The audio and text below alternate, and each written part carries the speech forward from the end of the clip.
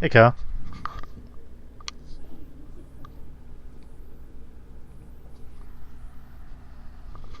Let me try something.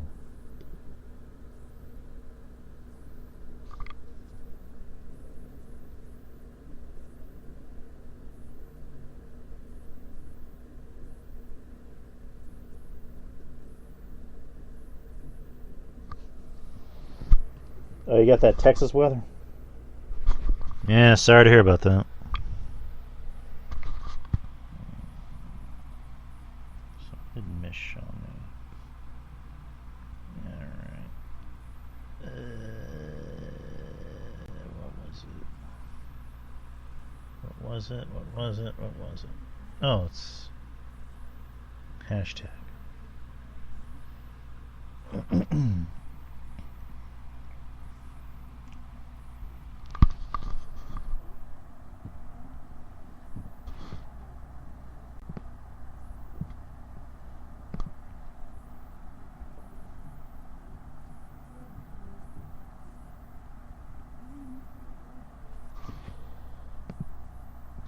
What the fuck? Why do I still not have permissions from Craig? Some problems like that earlier when I was doing a Carlick show. Where apparently I didn't have permission to speak. And then it took us like 30 minutes to get that fixed.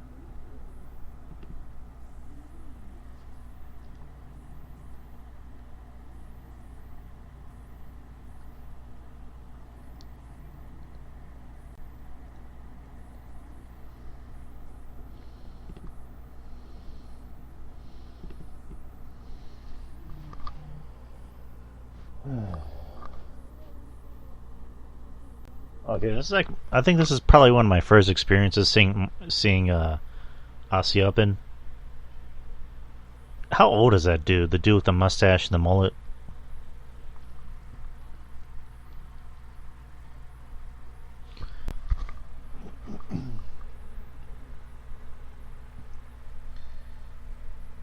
I know the other dude's dating the younger dude. I know he's dating Sky Blue.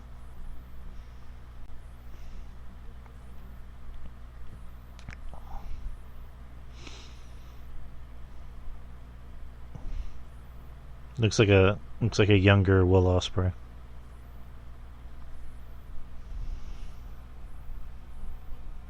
Oh, and Carl Collier already posted the show. Nice.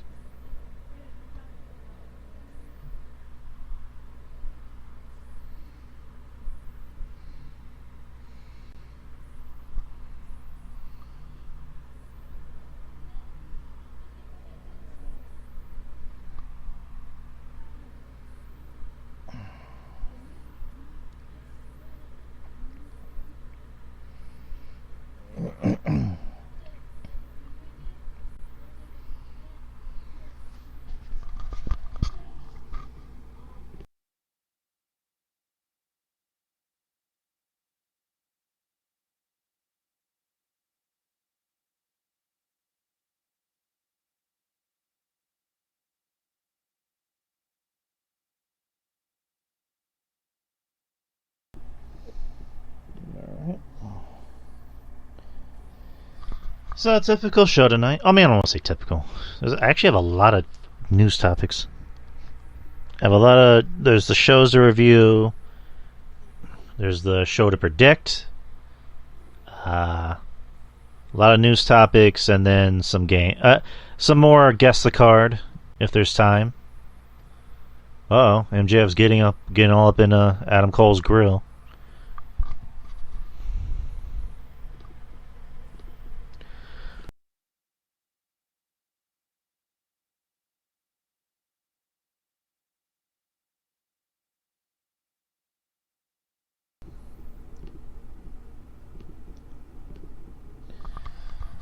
Just waiting for the man to get here. Oh boy. He chest bumped him. Or not chest bumped him, he just bumped him.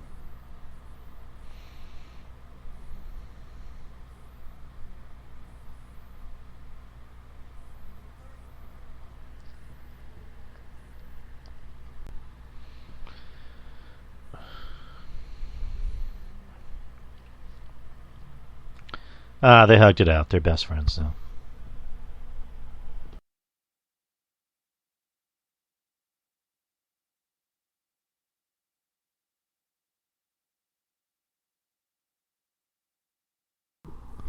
Hey, Maurice.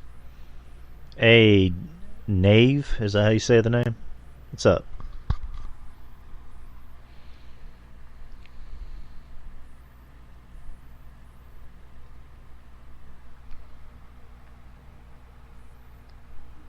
Alright, now we can do the show.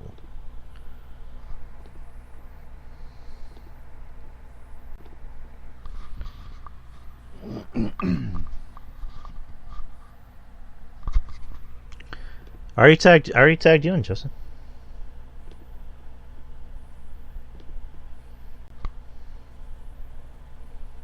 Yo. Hey. Hey.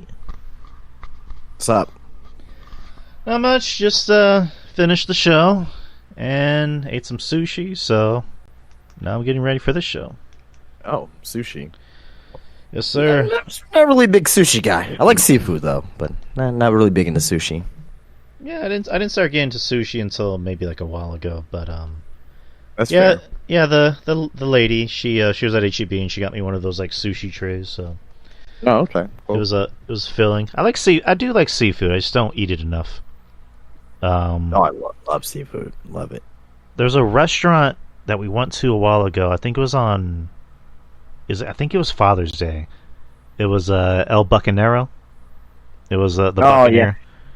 Yeah, we at where I used to work at Spectrum, we used to go there all the time with leadership, and one time I like the last time I got sick from there, so I haven't been back since. So Oh no.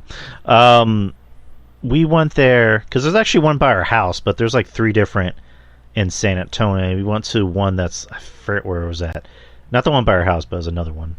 You know, a little bit wasn't the downtown. one? Oh, you said by downtown? I think it was like Mission Hill or something. Oh, never mind then. Or Dominion. I don't know. But anyways, yeah, we just went there and I ordered this big ass plate with like fish and pico de gallo, and it was a lot of food and it was actually really fucking good. So, but I digress. But what's going on with you? How are you? Oh, good, man. Same old, can't complain. We have a huge event this weekend at the mall, like an anime Okatu food event. So there's gonna be like a lot of food trucks out there, and there's gonna be over 1,000 people. This is probably one of the biggest events that the mall will be hosting for the year. So it should be pretty epic. Oh, fuck yeah, that's gonna bring in a lot of business. Oh yeah, hopefully, yeah. Oh man, I'll definitely try and swing by this weekend.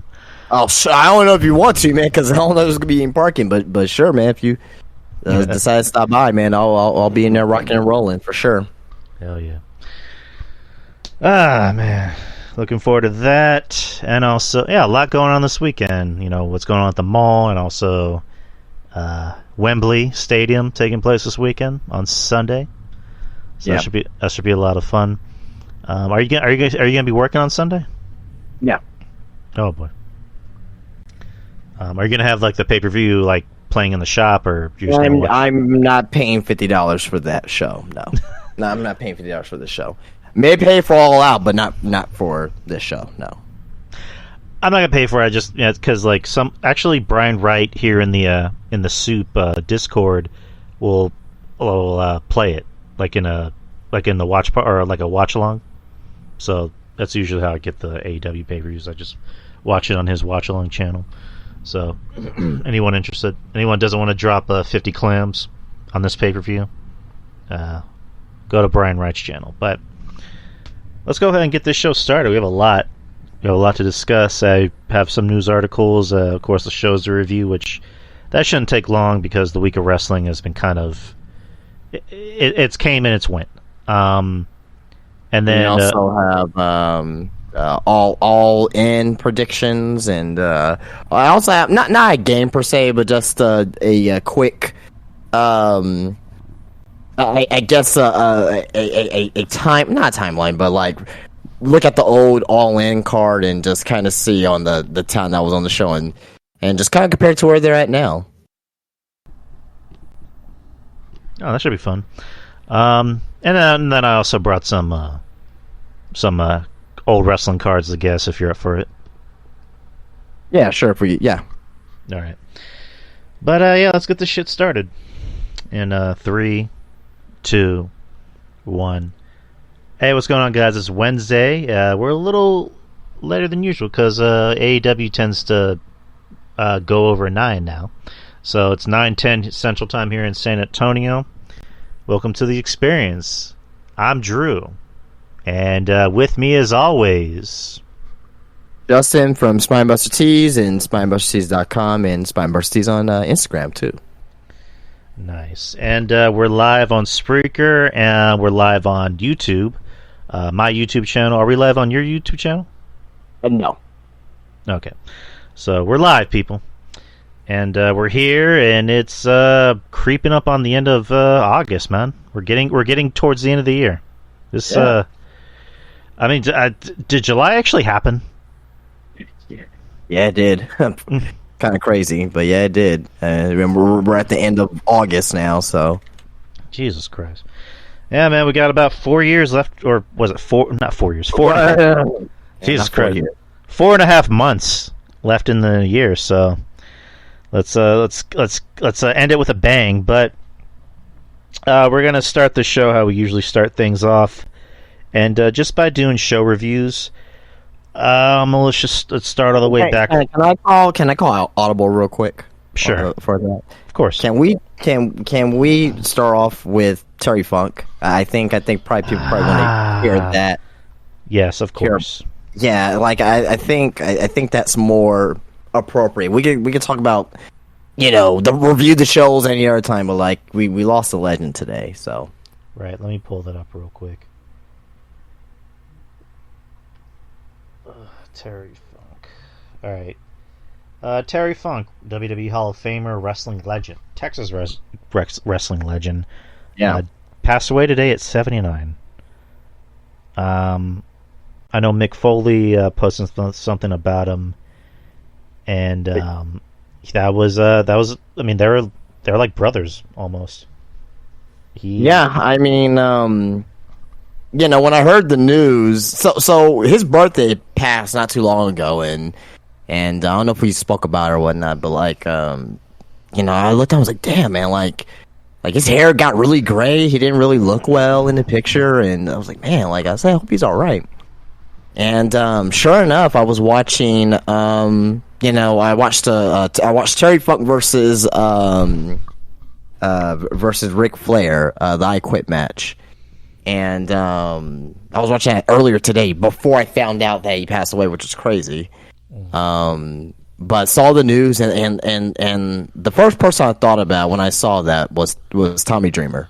Tommy Dreamer was immediately the first person I thought about.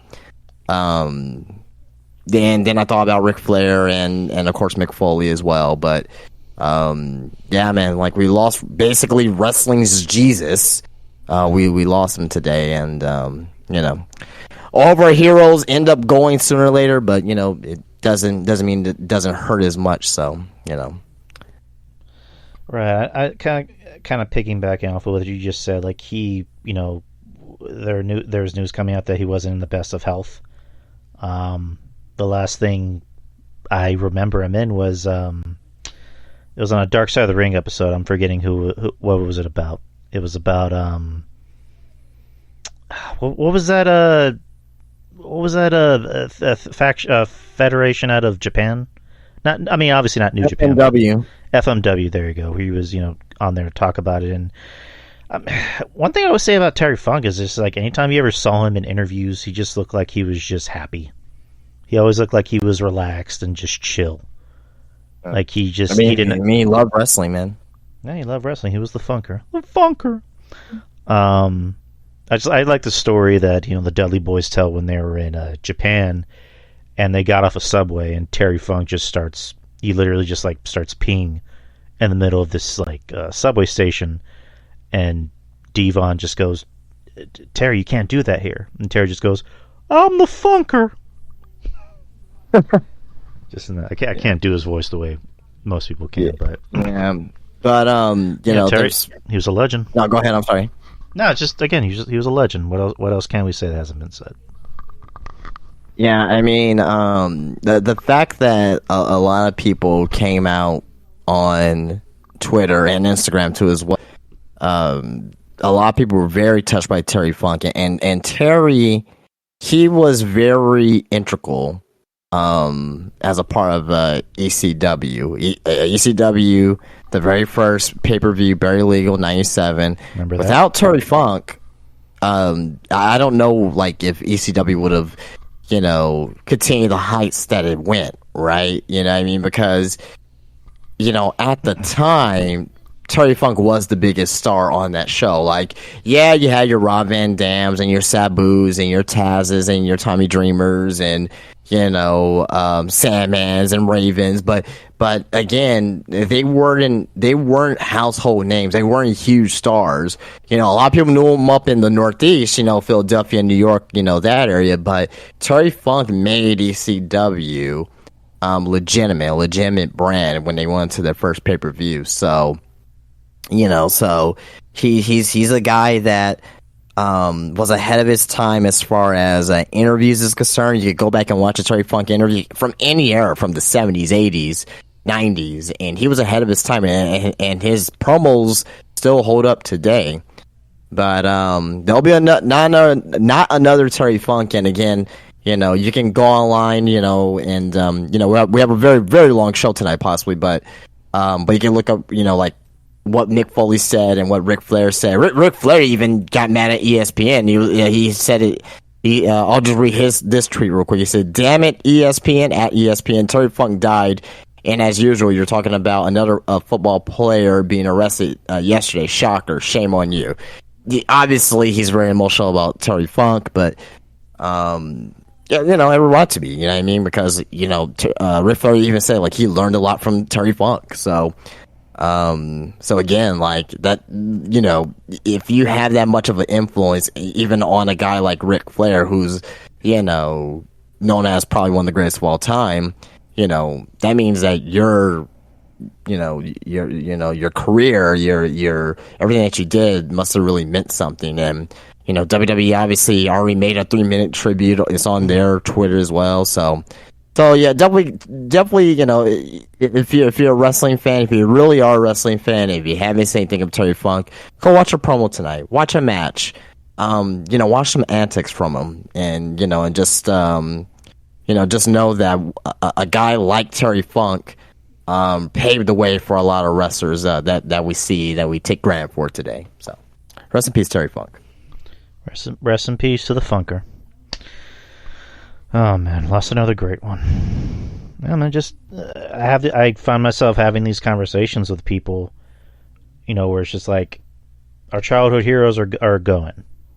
Yeah, and I think we take them for granted. We really do. You know what I mean? So, sucks. Really, really appreciate them as they're here. You know what I mean? Like, fucking, I made, one of my shirts I have on my website has Terry Funk on it. You know what I mean? So it's like, right. You know what I mean? So it's not like any fake love here. Like, I designed the shirt and I put Funk on the shirt because I know how important he was, to wrestling, to obviously to hardcore wrestling as well. But even before that, he was an NWA world champion. You know what I mean? In the 70s, he was the NWA world champion, and he had great battles against Jack Briscoe and fucking Harley Race, and so he's before the hardcore stuff, before he was blowing himself up with Anita in Japan and FMW, he was a fucking legitimate badass pro wrestler, and but again, it's very, very, very, very sad that he's gone, and to your point, Drew, unfortunately, we will be losing more legends throughout the next few years, and that's just the way it is. That's just what life is, and it's hate to say it, but it's just the reality of it all. So, yeah, man, just appreciate him appreciate the greatness, the greats while you have them. Yeah, because absolutely. you never know when they're going to leave, just like that. Yeah. But again, rest in peace to the Funker, one of the greats, if not the Absolutely. greatest. So let's talk about the shows. We can kind of breeze through these really quick if you're up for it. Yeah, please. Yeah, like I said, these past few days for wrestling have been kind of, I wouldn't say they've been terrible, but they're one of those things of like, if you missed it, you didn't really miss much, except for maybe one match, but or two matches. But SmackDown from Friday Night SmackDown from August the 18th happened. It was in Toronto, celebrating 25 years of Edge. They even showed a vignette of Edge with a bunch of superstars talking about Edge, talking about what they love about Edge. They think he's great. I missed the first part of SmackDown because I was not available. So, but the beginning of it was Grayson Waller, the effect with Rey Mysterio and Santos, and basically Grayson Waller stirring the shit. So next week is going to be Rey and Grayson Waller in a non-title match. Next, you had LA Knight versus Austin Theory for United States title championship with The Miz on commentary. The Miz costing LA Knight the match. So Austin Theory is going to be getting his rematch pretty soon against Rey. You had Charlotte Flair and Bianca Belair versus Damage Control in a tag team match. Okay match, can't complain. With the faces winning, Belair and Flair. What else did I miss? The Street Profits versus the OC. Street Profits getting the win. Street Profits coming out wearing all black. It's weird because they're in this faction with Bobby Lashley, but they haven't really changed anything about them other than their attire.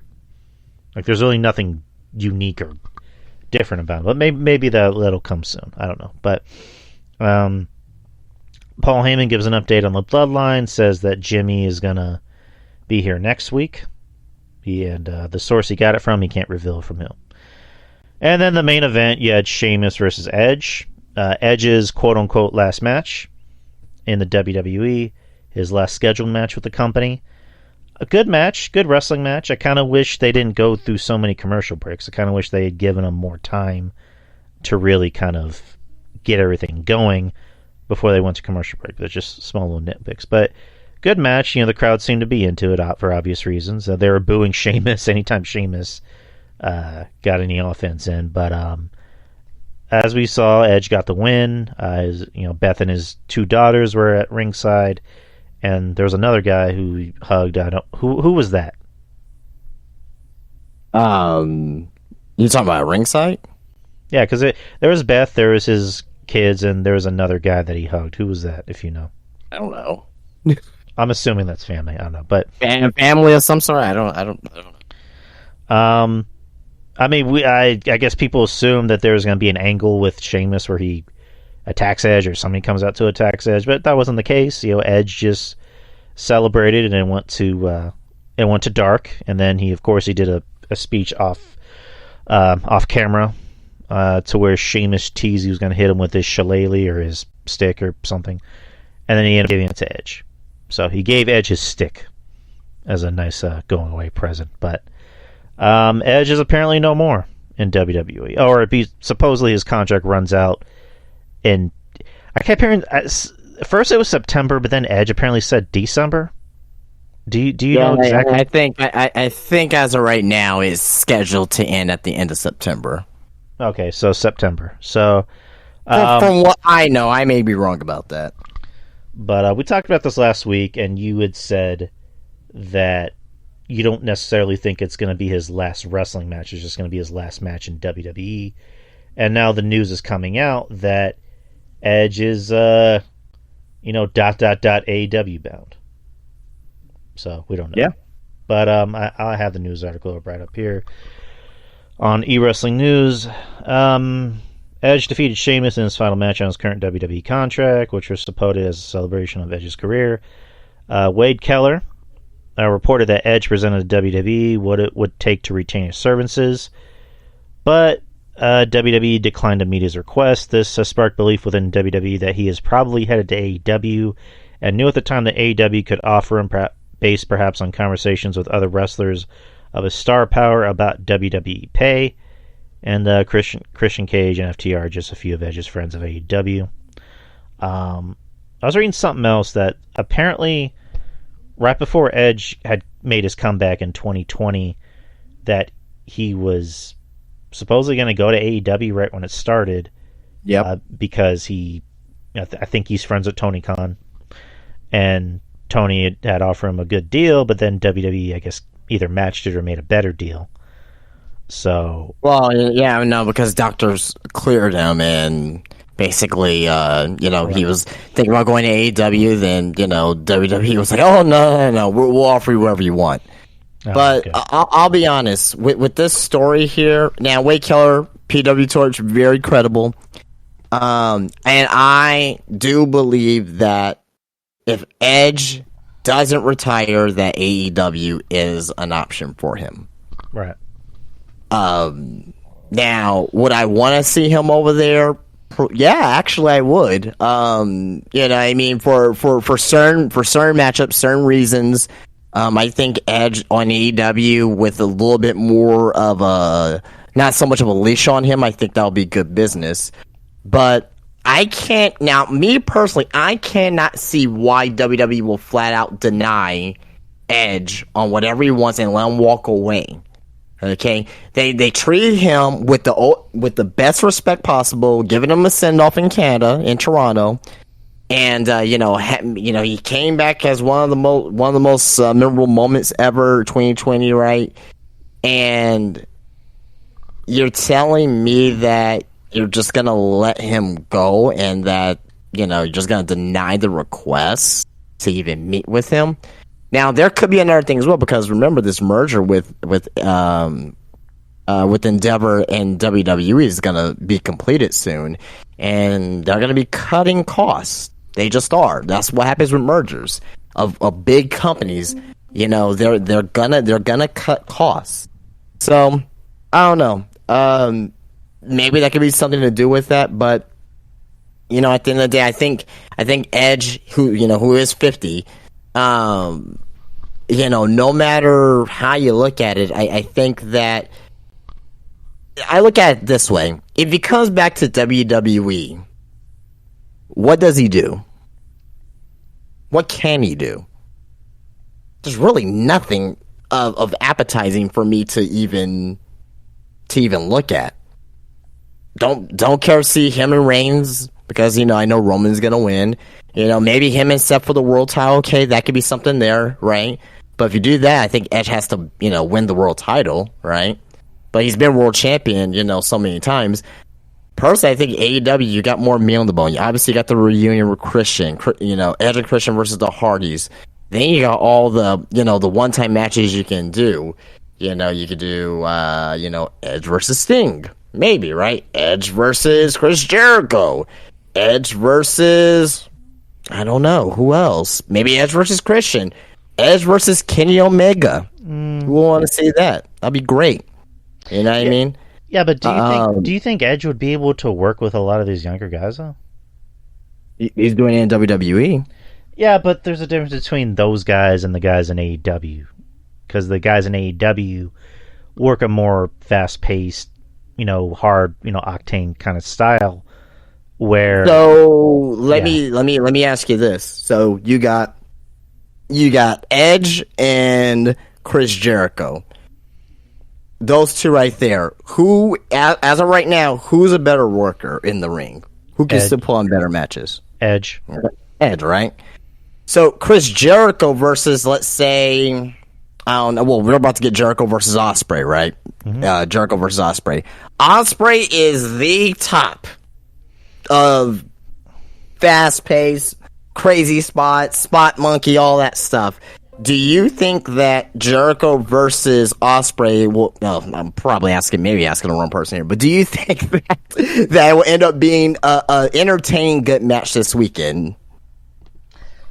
No, and we'll well, okay. Well, most people would. Okay, so I'll just say that most people would. Most people. Now, if you put Edge versus Will Ospreay in the same situation, you don't think that will be an entertaining match? I think it would, because Jericho obviously can't work the same style that he could, say 10, even 10 years ago. Right. Whereas Edge, right. Edge can work. Edge does like having his long matches, but it's just, again, my worry of, one wrong kick to the head could fuck him up again. You know what I mean? Which is why my worry about Edge working against a lot of these younger guys who are kind of reckless. Him working a match against Kenny, who one of those like knee strikes to the head could fuck him up. Or dare I say, Sammy, who's had a history of hurting people in the ring, of making the wrong choices. So. Honestly, I don't see Edge and not Sami Zayn, Sammy Guevara even coming near each other. But if Edge is going to have big time matches, and he's not going to be there, like, let's say it's not going to be like a full time schedule. It's going to be pretty much maybe the same schedule that he's currently working right now. Right. You know what I mean? So, he'll come in, for like a 3-week stretch and like the pay-per-view or whatnot. Like, you could do something like that. But I don't know about you. I think if he's not retiring and he still want to wrestle, AEW is a better option for him than WWE. Just because of there's really nothing for him to do in WWE. Like, there's maybe, like I say, him and Seth probably, maybe, but like outside that's like there's really nothing for Edge to do. AEW's fresh. AEW's more matchups. AEW's a little bit more exciting, right? For him to do, he can't use Edge. He'll be Adam Copeland. We know that, right? But like to me, I don't think that really matters at this particular point in time because we know him as Adam Copeland for like years now. But I don't know. I personally think that him and AEW, I think that'll be. It'll be good for him if he wants to feel satisfied and wants to. Being able to do that, let him do it. You know what I mean? But I don't want to see him full time. And if he's part time, then kind of like the schedule he's on right now. I'll be okay with it. I don't know. It's weird because the whole copyright thing with Edge. It's like, I don't know. I would think a guy like him would be able to kind of have that, I guess, leniency of Vince saying, "Yeah, go use your name, like you've earned it." But I don't know. It would just be kind of weird because his name, we know him as Adam, but it'd just be kind of weird if he just shows up on AEW. It's like Adam Copeland here in the Dynamite Zone. So Dynamite Zone. What's What's Sexton Hardcastle doing in the Rampage Zone? So, but I don't know. It'd be one of those things of like. I get, like, kind of like you said, I get why he would want to come in, because I was which podcast? I was listening to Rene Dupree's podcast, and it's just like, once you get into that mode of, like, retirement, you start to get bored, because you're like, okay, what am I going to do now? Because, I know Edge, he acts from time to time. He's also going to be in a Disney movie. He's going to be in the what is it, the Percy Jackson movie on Disney Plus, so he's going to make that Disney money, so good for him. Again, I wouldn't.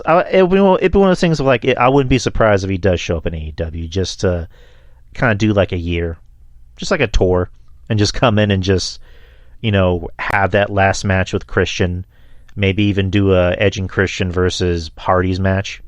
Yeah, I'll be down for that for sure. Right, maybe even find a way to bring in the Dudleys. Do like a not a TLC match, for the love of God, no, but like. Just like a 3-way match, Dudley's, Edge and Christian, the Hardys, just so Tony Khan and be like, "Oh, I have him on my show, ha!" Like, just do that dumb shit. Well, even at that, but like, people are gonna find anything to complain about. Me personally, I would not want to see that, and the only reason why I don't want to see that is because that I watch AEW for high octane, great pro wrestling matches, and throw in like your comedy stuff every now and then. You know what I mean? That's one of the main reasons why I watch AEW. I watch AEW for different reasons for why I watch WWE. Right? Like I watch them, even though they're I guess competitors. I watch them differently. I look for different things in each show. I don't watch a WWE show like I'm watching an AEW show and vice versa. Because if you do that, you're looking at the wrong things. So in this particular case, I want to see Edge have high octane matches against the best that AEW has to offer. Imagine, a program with Edge and MJF. That'd be great. That'd be great. Right. You know what I mean? Just the promos back and forth with them, right? Edge and Adam Cole, Edge and Takeshita, even, you know what I mean? Like a one-off match. Edge and Kenny Omega, as I mentioned from before. Edge and CM Punk. That you wouldn't tell me that Edge and CM Punk wouldn't be? Oh my god, that'd be great. Oh my god, I would just jizz all over myself if I see that happen. Jesus Christ. You know what I mean? You know what I mean? But seriously, like Edge and Hangman. You know what I mean? Like, maybe Edge could be like, hey, yeah, I know you don't like to listen to the veterans, but you are gonna listen to me. Just throw that in there and make something out of it. But yeah, no, I think Edge to AEW would be good. If he goes back to WWE, I'm not gonna be mad over it. I'm just gonna. It's just, to me, it's just uninspiring. It's boring. It's like, it's okay, Edge is back, yeah, great, good. I still get to see him wrestle, but it's like, what is he going to be able to do? Right after he goes to AEW, it produces a lot of fresh matchups. Kind of like the whole Kenny Omega to WWE thing, same thing. Like, if Kenny Omega went to WWE, which is not going to happen now, but if that did happen, it just presented a lot of fresh matchups that we've never seen before. So that's my thoughts about the Edge situation. But what'd you think about Edge's match with Sheamus? It was very good, very good TV match. Lot of great false finishes. Obviously, Edge needed to win in from the home crowd. I thought it was a good match, very good match. That was the only thing on SmackDown that was worthy of anything. Everything else was, Jesus Christ, man. The show didn't suck, but man, I could have just watched just the main event. That was it. Yeah, I mean, the show was very much the main event. That's pretty much what the show was built around. But that was SmackDown, people. So Collision was at the movies. Didn't see Collision. I mean, I know what happened, but so let's go through the card real quick. Jay White versus Dalton Castle. Oh, wait. I got kicked out of the site for some reason. What the fuck? Okay. So Samoa Joe came out and was attacked by a man in a golden jumpsuit, the Golden Vampire, apparently. He hit Joe with a running knee and a GTS and was revealed to be CM Punk. And Punk accepted Joe's challenge, said, I accept, bitch. So that match is on for All In. Yep. And the first match of the night was Jay White versus Dalton Castle. And Jay White won. Yep. Bullet Club versus the Iron Savages. The Bullet Club Gold won. Did I miss anything? No, Tony Schiavone keeping a straight face while he was interviewing BCG was impressive. What the hell, Goof? Goof. Big Bill versus Derek Neal. Big Bill won.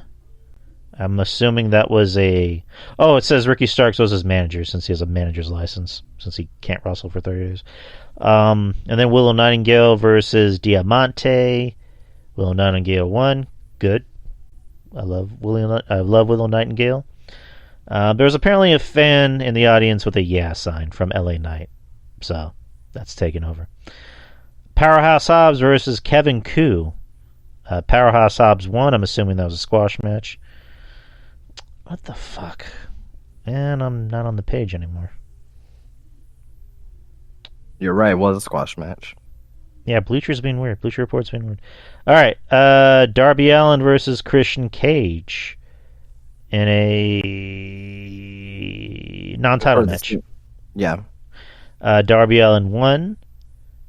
And... yeah, that was the main event. Okay. So, overall, what'd you think about Collision? I'm assuming you watched it. Yeah, I watched it. It was a good show. Good show. It was better than last week's. CM Punk and and the Golden Vampire, building up for their match at All In, was good, but good show overall. Nothing spectacular, but it was a good watch. That was Collision. Now we go to Monday Night Raw, which is in Quebec City, August the 21st. Kind of the same thing as SmackDown. Not a bad show, but it was basically a one-match show.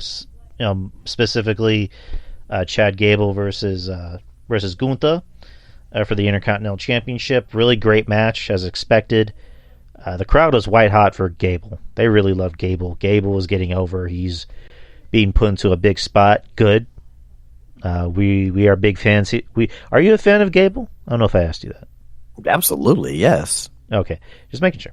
We're big fans of Gable here. So great match, great back and forth action.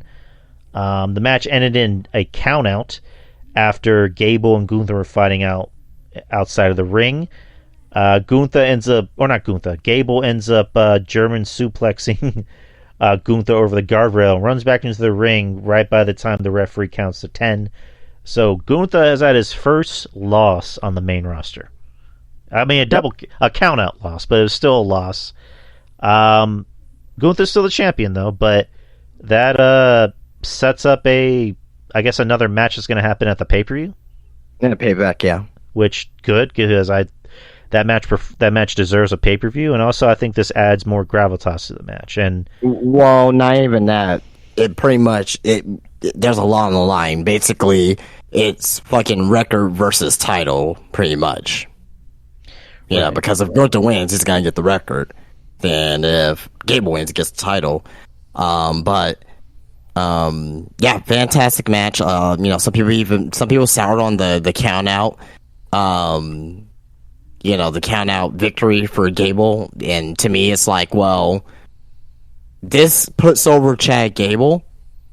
Obviously, it puts him over, and this is his only win that he's gonna get against Gunther, because I don't think they're gonna put the title on Chad Gable. So this is a way to get a win on Gunther, and he's the first one to get it. I think they're gonna start pushing Chad Gable afterwards, so he wins. I think at the end of the day, no matter what happens, I think that Chad Gable is a major winner. And we did read a report that Chad Gable is going to be taken more seriously as a singles competitor, and it seems like they're in the process of doing that. But I thought that the match was great. They're going to rematch at Payback, and I believe Gunther's going to win that one and get the record and go from there. But overall, I mean, first hour and a half, I enjoyed. I enjoyed the first hour and a half. Sami Zayn coming out, getting that great reaction from Quebec, and the opening segment with Judgment Day, and then you obviously had the Chad Gable and Gunther match, and you had the good little Tommaso Ciampa interview. Then you had the Shinsuke Nakamura interview talking about, hey, I know about your back and all that shit. I like that. I like that. So that Shinsuke Nakamura promo, that's basically New Japan right there. they basically took a New Japan style promo, sit down interview, whatever, and they just did it on WWE TV. Fantastic shit. Like, get your point across and tell a story with it, and just it was great. I loved it. First hour and a half was great. Second hour and a half, not so good. Was downright terrible. I'm sorry, Becky Lynch and Trish Stratus. What the fuck was that promo segment? That was fucking awful. Awful. I mentioned this, and I fucking mentioned this. I said, when this feud started, why is this happening? What they're feuding over? I don't like it. I don't want to see Trish as a heel. Like, all I ask for is, I'm not right on everything, but at least take my field of vision with a grain of salt, and at least be like, you know what? I sometimes I don't like him. Sometimes he's a loud mouth, whatever. But goddamn, he's right on stuff sometimes. And I was dead right on this fucking feud. This feud is the worst feud of the year. Period. In any major wrestling promotion, this is the worst feud of the year. So, and it's just like Trish. I don't know. Like when Trish talks, it's like back in the day when she was more full time. Was she always this like? I don't know if it's green or just like awkward. No, that was always her promo, her promo.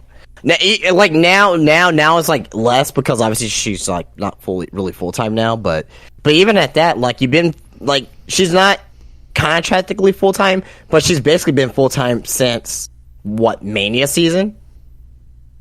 She's been basically full time from January till now, more or less, right? Or February. Yeah. So technically, right now, she is a full-time WWE wrestler. So right. You mean to tell me that time frame and all the promos that you did between February till now, you have yet to improve on whatever you're doing? I get it in February, March, okay, maybe, but like you're getting more reps in, and now you're about to be the fucking end of August, and like you're. I don't get it. Worst feud of the year to me in any major wrestling promotion. The fans and she's from Toronto, so I get it. So Quebec hates Ontario, I get it. So she was gonna get booed anyway. But the fans were chanting, "We don't give a fuck," in French. Right, because like it wasn't just like she was getting heel heat; she was getting indifference. Well, not even that. Her and Becky. Yeah, like both her and Becky, but I'm more talking about Trish. Like, as a wrestler, you either want to get booed or cheered. When you get indifference, then that's bad because the crowd's just like, we really don't care about this feud. We don't care about what you have to say. And like, even like the Quebec crowd was chanting, "We don't care," and it wasn't just like boo, we hate you, you're heel. It's like, no, we really don't care about you. Like no, I know. I think they care about Trish. But they really just don't care about the feud itself. So, right. You know what I mean? Like it's not like. So the feud itself is getting X-Pac heat. The feud. I don't necessarily think these two women are getting that X-Pac heat because they get reactions when they come out, and if Trish let's say Trish would have came back for the first time in like a year, if she would came back, she would have got a huge pop, babyface pop, that and the other. She wouldn't got like a X-Pac heat for her. So, but I think the feud itself is getting X-Pac heat, which is definitely not good. And like I said, worst feud of the year, terrible. So, yeah, legit. Anytime I see these two on the screen, I have to change the channel because it's just I don't care. And again, I love Trish. Becky, I'm starting to kind of lose interest in, but it's just I agree. I'm with you on this. This is the worst feud of the year because it makes no sense and it's going nowhere. It never made any sense from the beginning. It never made any sense from the beginning because they're using Trish to make Becky seem like Becky is the greatest of all time or the best of all time or whatever of this generation. And to me, I like Becky. Her promo and her stuff like that, I really can do without. But when it comes to big time in ring matches, she can do it. She can definitely do it. Oh yeah, she can definitely put on a great match. Her character, however, on the other hand, is really like not appealing whatsoever. What happened to the man? What happened to the woman that was in the crowd with the bloody face and like, yeah, I don't give a fuck, and I mean, like, I'll take on anybody that. Or what happened to that Becky Lynch? Now is Becky Lynch is like just whatever. You know what I mean? It's not. It's nothing appealing with what she's doing right now. She doesn't even, like when she talks, she doesn't even sound cool anymore. She sounds like a dork. Yeah, like she tries. You know what? She tries too hard. That's what it is. She tries too hard. Maurice is saying she's turned into Seth Rollins. No, I don't necessarily agree with that, but because at least Seth, Seth can be annoying. He's kidding, by the way. That's what he. Oh, okay. I was like I said, Seth can't be annoying, but Seth is no, he's in a good spot right now. But maybe Seth Rollins like 2018, 2019. That was like fucking nauseating. So, but we'll just go through the rest of Raw. The show opened with Sami Zayn getting a hero's welcome in Quebec City for the first 10 minutes. He couldn't even say a word because the crowd they loved him. Their favorite son was back. Their other favorite son returned, Kevin Owens. Kevin Owens coming back after a rib injury. So the tag team champions are now reformed or formed again. I don't know how I'm saying it right. They're going to face the Judgment Day later on the show. New Day versus Matt Riddle and Drew McIntyre. New Day get the win. Okay match, I guess.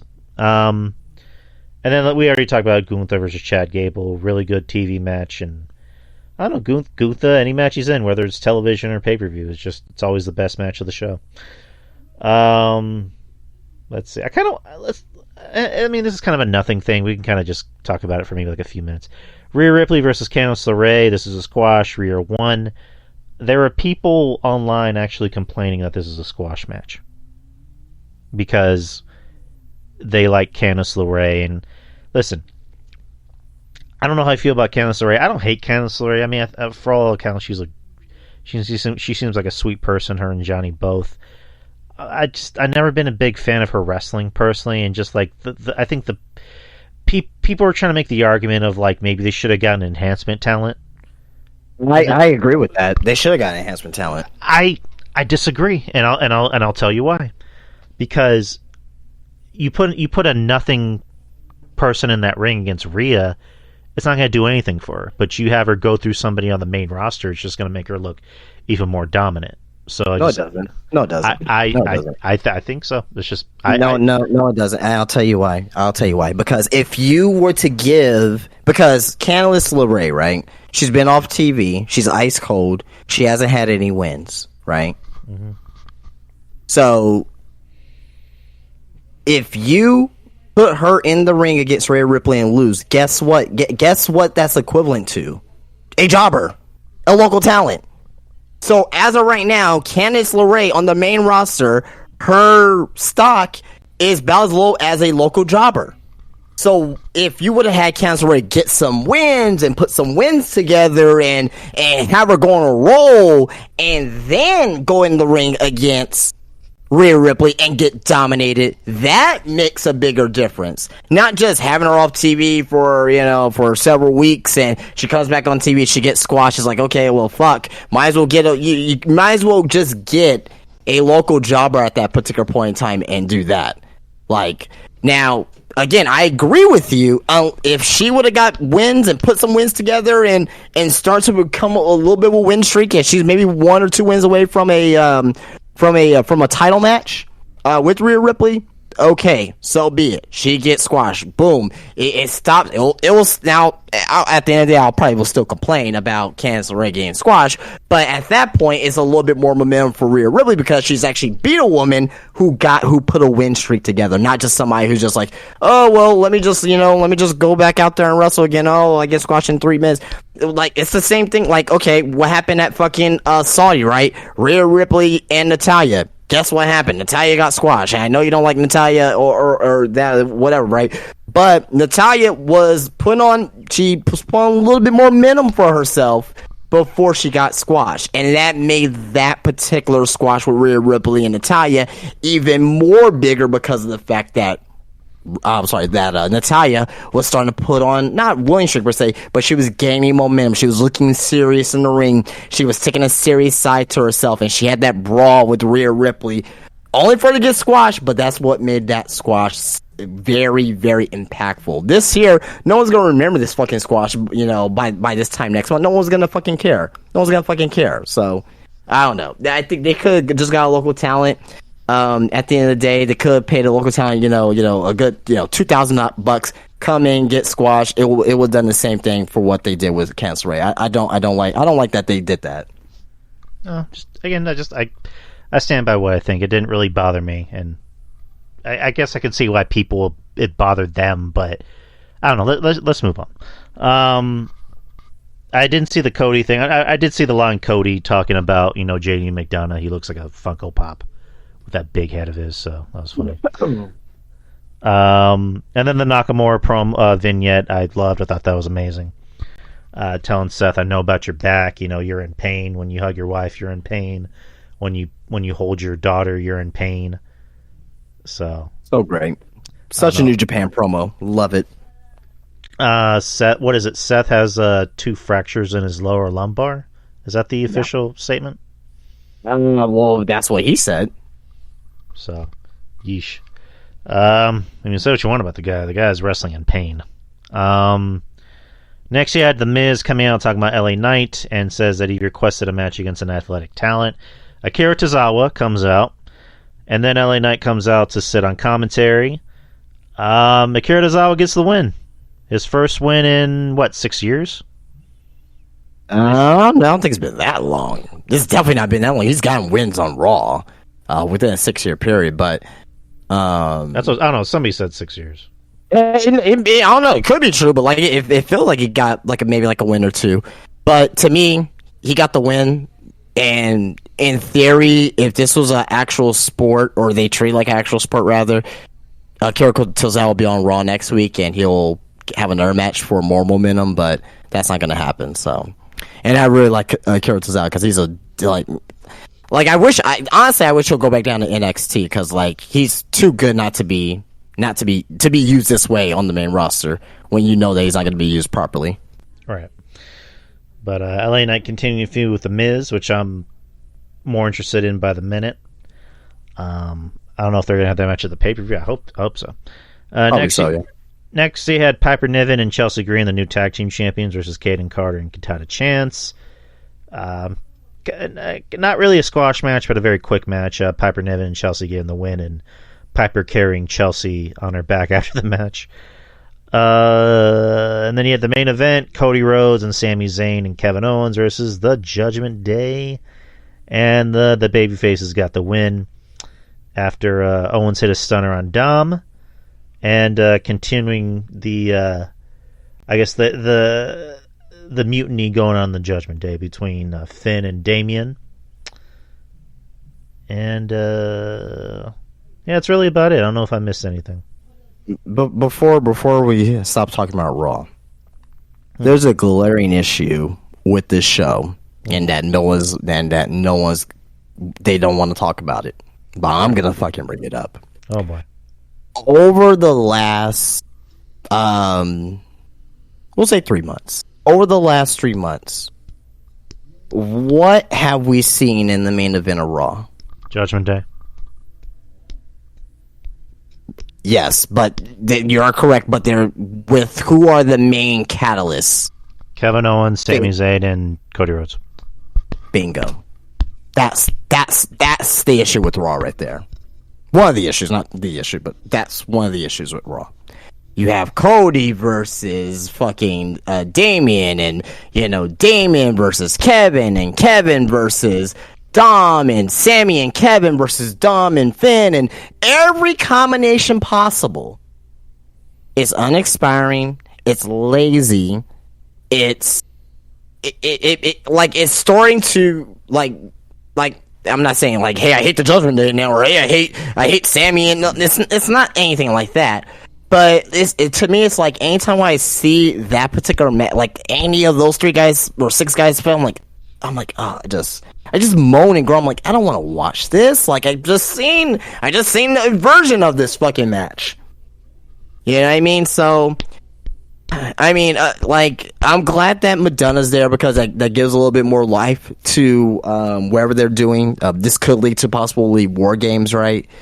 But damn, man, it is so uninspiring and so lazy. So uninspiring and so lazy. I agree. It's like the Bloodline stuff. The Bloodline stuff was more interesting with Sammy in it, in my opinion. I don't know how you felt, but after Sammy got booted out, that's when it was it's kind of losing interest. And now it's, quote unquote dissolving. So, but yeah, I agree with you because it's just every Monday Night Raw, the show opens and it's in the middle and it closes with fucking Judgment Day, or the tag team champions or Cody. Which again, Cody's the top guy. So yeah, I mean it's fine, and they put on good. There's nothing wrong with the matches. There's nothing wrong with like what they do in the ring. They put on great matches. Not saying anything about that. Fantastic stuff that they do in the ring with each other. I'm just tired. Like, that's like giving me fucking pizza every day. I love pizza. I'm a pizza connoisseur, but I don't want to eat it every fucking day. You know what I mean? Like, I don't want to see these 6 men in the ring with each other every fucking week. You know what I mean? Like, give us something different. You know what I mean? Like, do something different. Be a little bit more creative. You know what I mean? Like, however you want to do it, do it. But you know, it's uninspiring. It's lazy. I mean, I just really hope that they really start to think about what they do on this roster as far as how they want. It's kind of like, you know, like in AEW too as well. I mentioned this too as well. They didn't do it this week, and he didn't wrestle tonight. But Orange Cassidy opened up every Dynamite, right? Like, you know what I mean? Like, after a while, it's like, okay, like, I know he can wrestle. He's a good wrestler. Well, whatever. I know your thoughts about Orange Cassidy, but regardless, it's like, damn, man. Like, I'm getting tired of seeing Orange Cassidy open up fucking Dynamite every fucking week. I'm getting tired of seeing Judgment Day versus Cody versus, KO and Sammy. It's like, give me something different. Right. I mean, that's just WWE's MO. Whatever is hot, they're gonna put it on the show. You know, they're gonna put it on like 80% of the show. So. But yeah, that was Raw, people. Now we're on to NXT Heatwave, which happened last night. The beginning of the show was Ilya Dragunov versus Trick Williams. Good match. I mean, not a great match, but a good match. Probably the best match that Trick Williams has ever had. Yeah. And that's really just making my case even better for Ilya Dragunov to being up there for Wrestler of the Year. Like, he's fantastic. Him and Gunther are two of the top 2 wrestlers of the year. Any match they're in is always going to be the best match of the night. But Ilya got the win after doing off the top rope. What is it? He tried to do his move like usually, like he does, like in the ring, but it didn't. But a Trick kicked out, so he did the off the top rope version and got the win. Were you talking about the forearm? Yes. Yeah. And then Trick with that nasty kick to Dragunov's face, like Jesus Christ. Yeah, he has a good boot for sure. But Trick has a future. Trick is, I mean, me and RJ we always talk about this. Like, he thinks that Trick might even be a bigger star than Melo. If he, let's not go there. I mean, if he can get better in the ring, which I think he can. But I don't know. He looks like the kind of guy they like because he's taller, he has a better physique, and he has personality. Let's not go there. I don't know if he's gonna be a bigger star. Not saying that he won't be a star because he's a star right now. Like I love Trick. He's fantastic. But let's pump the brakes for a second. Let's pump the brakes. Oh, you never know. But again, I love Melo and I love Trick. Next you had Ivy Nile versus Ava. Did this match even have an ending? Oh yeah, Nile won by submission. Yeah. Yeah. It was. I mean, it was better than what I expected. So. Yeah, Ava's got some cake. Gotta point that out. Okay. Yeah, I'm sorry. I'm sorry. I'm a guy. I gotta point these things out, people. Heritage Cup match: Nathan Frazier versus Noam Dar. Pretty good match. I mean, these two always seem to have really good matches. Nathan Frazier, I like. I'm a little sad that they took away his old theme music, but whatever. I know that they took away his theme music, and also Giant Lee's theme music's changed for a while too. But god damn it, like Nathan Frazier had like main eventer type theme music. Yeah, that theme music was fucking dope. I loved it. But him and Noam Dar. Noam Dar won the 2 out of 1, or he won by 2 out of 1 to become the brand new overall Heritage Cup champion. And then of course he celebrated afterwards and read. I guess he got a notice that they were going to have a tournament to see who would face him, and they're going to bring in opponents around the world. Yeah, I am super intrigued by. First of all, shout out to Metaphor. I'm really liking Metaphor. I'm really liking this faction right now. a little bit over the top zany, and even like like I said, Lash Legend, like I like her in this role that she's doing. Just keep her out of the fucking ring. But but this tournament though, man, I'm really interested in because he's saying no one does. Oh, we're trying to get people all over the world. And the last time we got something like this was the fucking Cruiserweight Classic, and to me, that's the best WWE tournament of all time is the Cruiserweight Classic. And God, man, I know we're not gonna get anything close to that because you have guys like Kota Ibushi and Zack Sabre Jr. and T.J. Perkins and all these other guys. Even Noam Dar. Noam Dar was in that fucking tournament. That was in that tournament, but. Like, if we get something that resembles some of that, then I'm not gonna complain. Oh, it'd definitely be fun. Next, you had a promo with Tiffany Stratton, where she meets future challengers. Gigi Dolan came in, bringing some cake for everybody. Sorry, Kiana James, Blair Davenport, and Roxanne Bettis laid claim to a future NXT Championship match, and I'm guessing there's going to be. I think they already announced there's going to be a 5-way match or a 4-way match with these women? I believe it's next week. Okay, there you go. Who do you think's winning that? It has to be a babyface. I'll probably go Gigi. I'll probably go Gigi. I go Gigi too because she hasn't had. Yeah, and honestly, she's the one that doesn't deserve a match. Just because like she lost, she's like as Keonjay says, you've been losing, you lost against me, but if she wins this match, I guess I'll give her some momentum. But Tiffany needs a couple more pay-per-view wins before she drops that title. So yeah, I think it's gonna be Gigi. And then she talked a little bit of shit about Bayley, saying I'm a better NXT Women's Champion than Bayley, Asuka, and Becky Lynch and Charlotte Flair. And then Becky replied on Twitter, I haven't been NXT champion ... yet. So I guess Jesus. Fucking no. Fucking no. I don't want to see anything with Becky Lynch in NXT. Fuck that shit. Oh, it's gonna happen. It's gonna happen.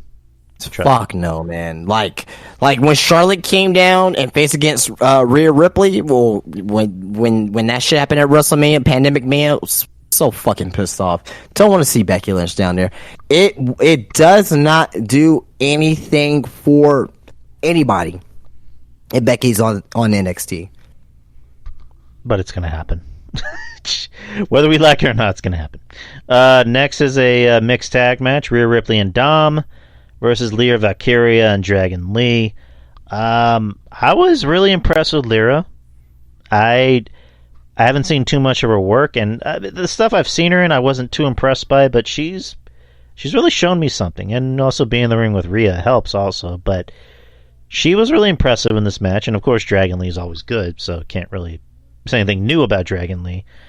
During the match, Raquel came out and fought Rhea. I forgot to mention on Raw, Raquel beat the shit out of Rhea and challenged her to a match at Payback, so we're getting that. But yeah, Raquel came out during NXT and beat the shit out of Rhea, leaving Dom alone in the ring, and Lee got the win for his team, which is good for them.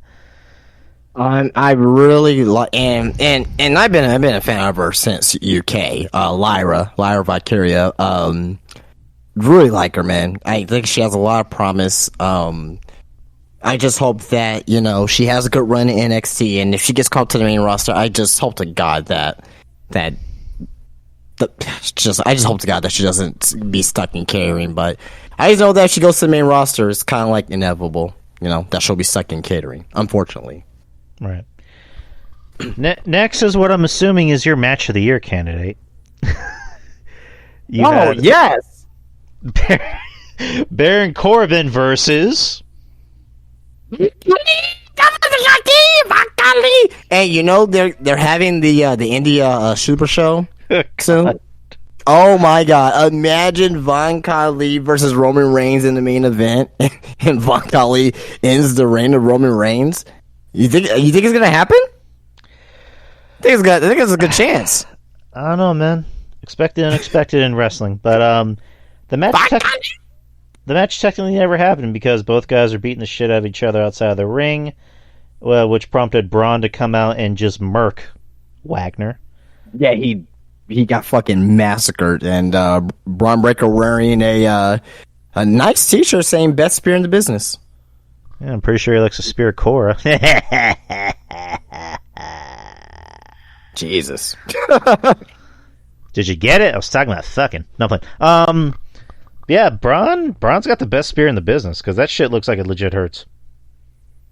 He just fucking runs through people. But let's see. Dijak warned Eddie Thorpe about getting involved in his business. He's going to break his spirit. JC Jane bonding with Thea Hale over their shared frustration with letting people down. So JC Jane trying to stir the pot, which maybe a potential partnership.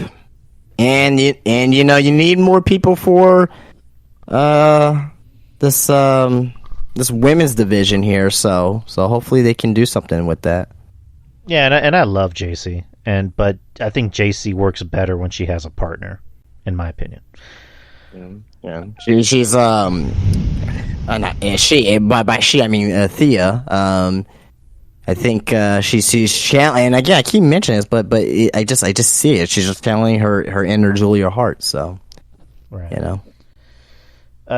Next we have the main event, NXT Championship. Carmelo Hayes, the champion, versus Wes Lee. Good match. I wouldn't call it a great match. Like, there's something kind of missing from this, but maybe it was time.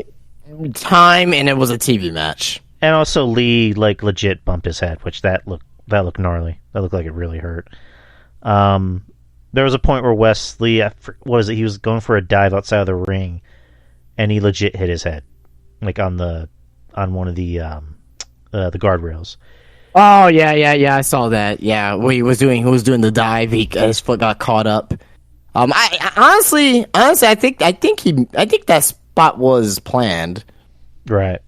I think that spot was planned. Now maybe for him not to hit the barricade as hard, but I think that spot was planned for him to kind of mess up through the ropes. But you want to talk about it's gonna go under the radar as far as spot of the year because it was on TV, it was on pay-per-view, but fucking Carmelo doing a fucking fadeaway DDT through the fucking announce table. That was some fucking how people say, oh, that was some video game shit. I'm like, oh, yeah, sure. No, that was literally some shit you'll see in 2K.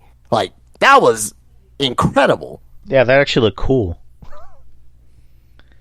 But yeah, I mean, but I don't know. I mean, yeah, it looked cool, but it was still dangerous as shit. So I'm assuming that we'll probably get a rematch at the next premium live event, which is No Mercy. Definitely, possibly. Do you see anybody else possibly challenging Carmelo? I don't know, because like I forgot to mention before the show, there was a backstage thing with Trick and Mello, where Mello said, a lot of people think my match with Dragunov had an asterisk on it because of the interference that you're involved in, and Trick was saying, so you're saying it cost you the match? He's like, no, I'm not saying that at all, blah blah blah. So that kind of, I guess, sets up an eventual heel turn. I don't know what they're going to do. I hope it's not a heel turn, but again, I obviously that is obviously there, and they very well could be going with that, and they're giving a little bit of early indication. I'm just saying. And what I've been saying over the past few weeks, you don't need to break up every team to end up one guy turn on the other. Every trope in wrestling, that's one of the tropes that I hate very much. And but I will say this: who else can Mello go up against? Now, to me, he doesn't really have me. I mean, he does. I'll put in Nathan Frazier versus fucking Mello and, give it to me or whatever, right? But I don't think Nathan Frazier is there as of yet. You know what I mean? Because I want to see him. He just went through the Heritage Cup, and maybe he'll go after the fucking North American Championship. He needs to work his way up the ladder. Tyler Bate. I'll be okay with, but he's having his issues right now with fucking Dabba-Kato. So it's to me, it's there's not really many people right now that Mello really has, with the exception of Trick Williams, and Wesley. So I don't know. We'll have to wait and see what happens. No, I think you can properly build up to that match. Like again, like what you just said, that the bump on the head was planned. That could be the story of the match, is that Wesley can be like, I almost had you if I didn't get that stinger. You know what I mean? So I don't know. But that was NXT Heatwave, people. So those are all the shows. Do you have the ratings up? Oh, the ratings? Oh, I have the ratings, yeah. Sorry, I wasn't expecting that. All right, so last week's Dynamite, AEW Dynamite, 174,000 viewers, a .32 viewership in 1939. They were number one in cable last week for Dynamite. So SmackDown and Rampage. SmackDown was at 2,094,000 viewers, a .55 in the 1849 demographic. Rampage had 416,000 viewers, a .13 in the 18 to 49. We have, oh my god, what happened to my Collision? Okay, I'll go back on Collision. But we'll go to Raw here. Raw had a 1.591 million viewers, a .50 in the 18 to 49 demo. NXT last night was 7 to 20,000 viewers and a .19 demo demographic. So it looks like Raw was about the same. NXT grew a little bit. Collision from Saturday was 482,000 viewers and .17 in the demo, a number 13 in cable. So despite Collision being a good quality show, viewership is not good right now, and I can only imagine it's not going to get any better once college football season starts. So, well, those are the ratings. Nice. And then we got AEW Dynamite that just happened tonight. Let's breeze through the results of the show, and then we'll just talk a little bit about it, and we can get to predictions, and then news. Or we can do news and predictions, whatever. Yeah, news first, yeah. All right, the show opened with the Elite versus the Bullet Club Gold. The match ended in no contest. There was a big brawl. And then MJF had a backstage promo with Renee, which... it's MJF, so he's always going to, crush these promos. Let's see. Ray Phoenix versus Jon Moxley. Moxley won. Phoenix is now hurt, quote unquote. So now, we were going. I don't know if I had to say my news story, but Phoenix can't go to Wembley, can't go to London due to visa issues, so they roll him off on TV. So Moxley, so basically they hit him with a pipe or whatever. So they roll him off TV. So which I thought was good. So there was a contract signing with Chris Jericho and Ospreay. I was recording on False Count Radio with Andrew Carlick. Shout out. So I had it on mute, but I had the TV on. So what exactly was said in this contract signing? The usual back and forth. Basically, it was a really good promo from Will Ospreay. Like, I think he's an underrated promo. A lot of people look at his at what he does as far as in ring, and they let that overshadow.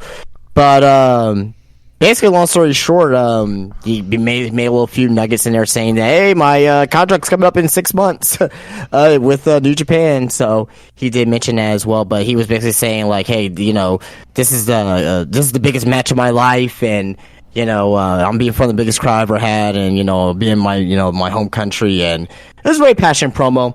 Jericho on the other side, saying, oh, this is the biggest match of my life, and, because I'm in front of the biggest crowd, and, I don't believe that whatsoever, but I get it, you're trying to sell a match, and, this, that, and the other, and he mentioned about, the internet trolls, and saying, hey, the internet trolls, doesn't think that can still go, or whatever the case may be. So I thought this promo was pretty good, back and forth. I thought again, now the match this match overall, I think it's probably gonna be a good match. It's not gonna be fucking great, fantastic. It's not my first choices for a match with these two, but again, this matchup here was supposed to happen in New Japan before the pandemic, but it didn't happen. So, all right, Renee Paquette interviews Adam Cole, and then afterwards, Tornado Tag Match. FTR. Wait. Okay, I'm jumping ahead. Tornado Tag Match. You had Swerve Strickland and AR Fox versus Darby Allin and Nick Wayne. I watched the whole show, but Wayne and Allen won after Allen. No, Wayne. I'm sorry, Jesus Christ. Wayne got the the pin on Fox. Afterwards, Strickland kicked Fox out of the group and ended up forming with Christian and Luchasaurus. I don't. Why did the AR Fox heel turn happen in the first place?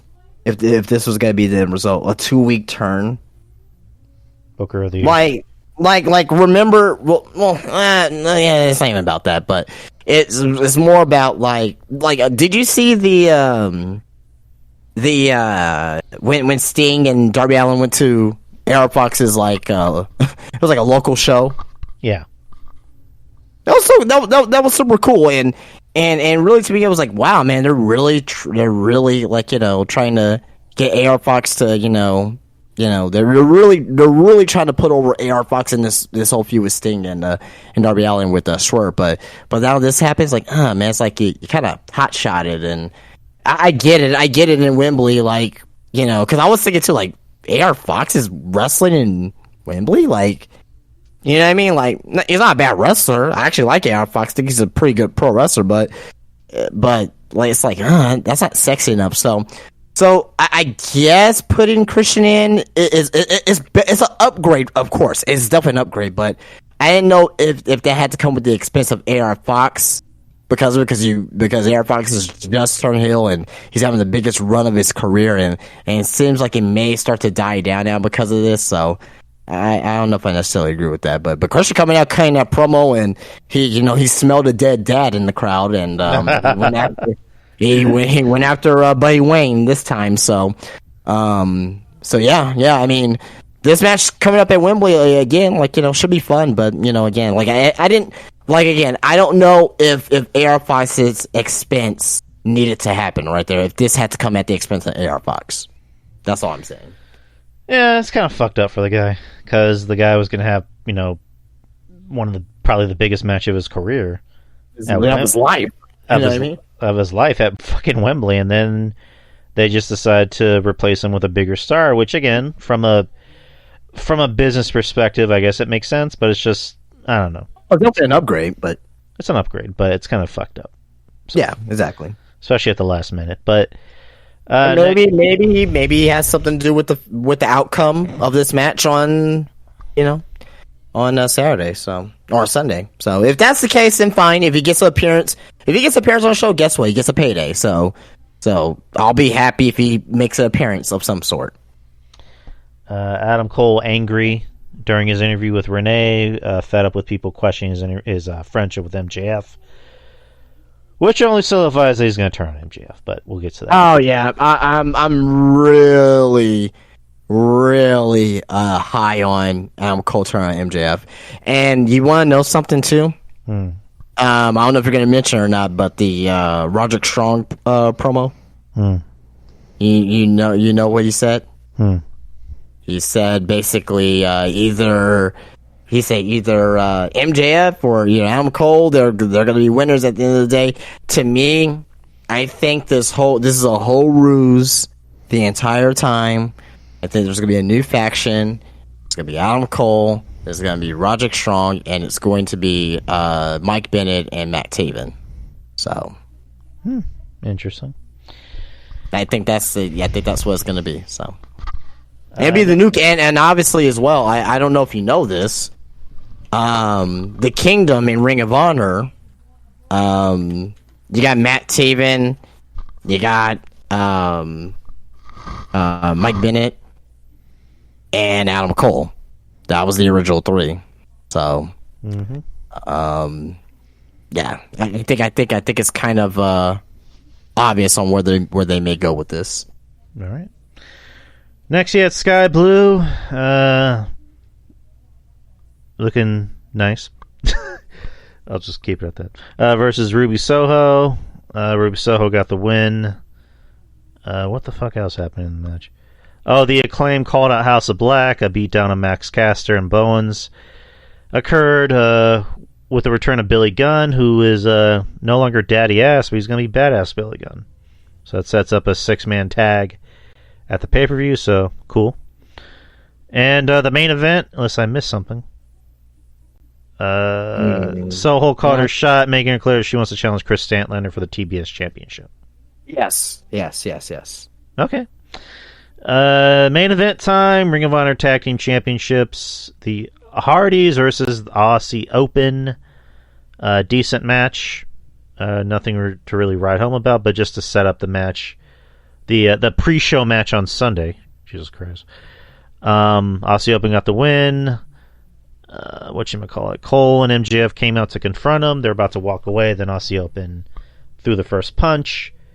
MJF was about to go for his kangaroo kick, but missed and almost. I think it was Adam Cole that almost super kicked MJF, which kind of pissed off MJF a little bit, and he walked away. Pulled out his Dynamite diamond ring. Was thinking about hitting Cole, but decided not to. But instead embraced his brochacho, as he calls him. And so they hugged, and that was the end of Dynamite. That right there, and that right there with MJF taking the diamond ring out and putting it back in his pocket, not using it. That right there is what Adam Cole's looking for. He's looking for MJF to be very vulnerable and be at this particular point in time, and that's what MJF's saying. Hey, I'm vulnerable right now. Adam Cole's going to take advantage of that, and, we're going to do the predictions, but I think that's going to be the difference, and that's going to be that heel turn that we're going to see from Adam Cole, and we're going to get babyface MJF, so I'm very, if they're, I'm not intrigued by this show whatsoever. There's some things that, that's going to be good, like some good matches on there, but, before we do our predictions, but yeah, that's very intriguing, with Adam Cole and, MJF. All right, now we're done with the shows. Now we're going to talk about some news. I have a few news tidbits. Do you have anything? I have a lot. All right, then we're ready, people. Now that we're on the subject of MJF, MJF was on Busted Open Radio and talked about something that you and me like to discuss a lot, which is tribalism and wrestling. Yeah. He says, I'll see fans online the way they communicate with each other. It's like all out war, and just so you guys know, that's not he keeps saying a lot. That's not what's going on. Jesus Christ, stop saying We're all rooting for each other and basically because realistically, the better the two companies are doing, the more money we're going to make. So stop arguing. We're all here having a freaking blast. I'm watching LA Knight and Cody Rhodes every week, and I'm having a blast. I know everybody else is having a blast. Just like I know that there are fans out there watching Better Than You, Bebe, having a blast every single week. There's so much great professional wrestling going on, and there's more than enough room for it. Clearly, because AEW is about to have the biggest crowd. This is not hyperbole. Jesus Christ. Wrestling is unfortunately a very hyperbolic sport. The biggest crowd ever in history of the sport, and I'm headlining it. And is there anything else after that? No, there isn't. So. And then Adam Cole was on another podcast where he kind of echoed the same sentiments, where he said that people in WWE support AEW, and people in AEW support WWE. Yep. So the wrestlers are cool with each other. There's the only feud going on is with the fans. The wrestlers actually like WWE. The wrestlers actually like AEW. But yeah, I mean, it's not a secret. I mean, what MJF said there is nothing wrong. I mean. How come we can't just wrestling in general? It's supposed to be fun. You know what I mean? It's supposed to be fun. So, it's supposed to be a getaway, and just picking sides and all that shit. I mean, we could criticize and all that stuff, but just picking sides, WWE's better than AEW or AEW's better than WWE. Like, you have preferences, but it's like just arguing for no reason about, or just blind hating a company or blind hating a wrestler, or, you know, like without even understanding them because you saw one thing. It's like, oh, well, I hate this guy because, he fought a chicken in the middle of the ring. Well, you saw one thing from him, like get to know the wrestler and, make a fair decision off of it. Make a fair decision off the wrestling organization. But again, not every wrestling organization or wrestler is perfect at the end of the day. So I have no issue with what MJF said at all. So yeah, you pretty much hit the nail on the head. Other news: Sanchez Escobar was on the 10 Count podcast. And was asked by Steve Fall, I guess the host of the show, if the bout went as planned, talking about the match he had with Ray a few weeks ago. He said, the show you got was the show that it was going to be. I believe that it is important to present a good show, and I believe that was the case that night. Ray and I went hard. That's what we agreed upon. We have a long relationship. We have a bond. When you have that, you go hard. That's what happens when you go hard. He had a small amount concussion, but he came back, and you know what happened. So basically confirming that Ray did suffer a mild concussion as we expected, and that Ray is, working hurt. So, I mean, it didn't really tell us anything we already didn't know, but it sucks that it happened. Yeah, absolutely. And one last bit of news, and I don't even know if I want to talk about this because it's just a nothing topic, and this guy's a fucking asshole. But Tyrus was on. Yeah. You can bring it up, but I'm gonna reserve no comment. He doesn't deserve my breath. So Tyrus is on Fox News. It was it Gutfeld?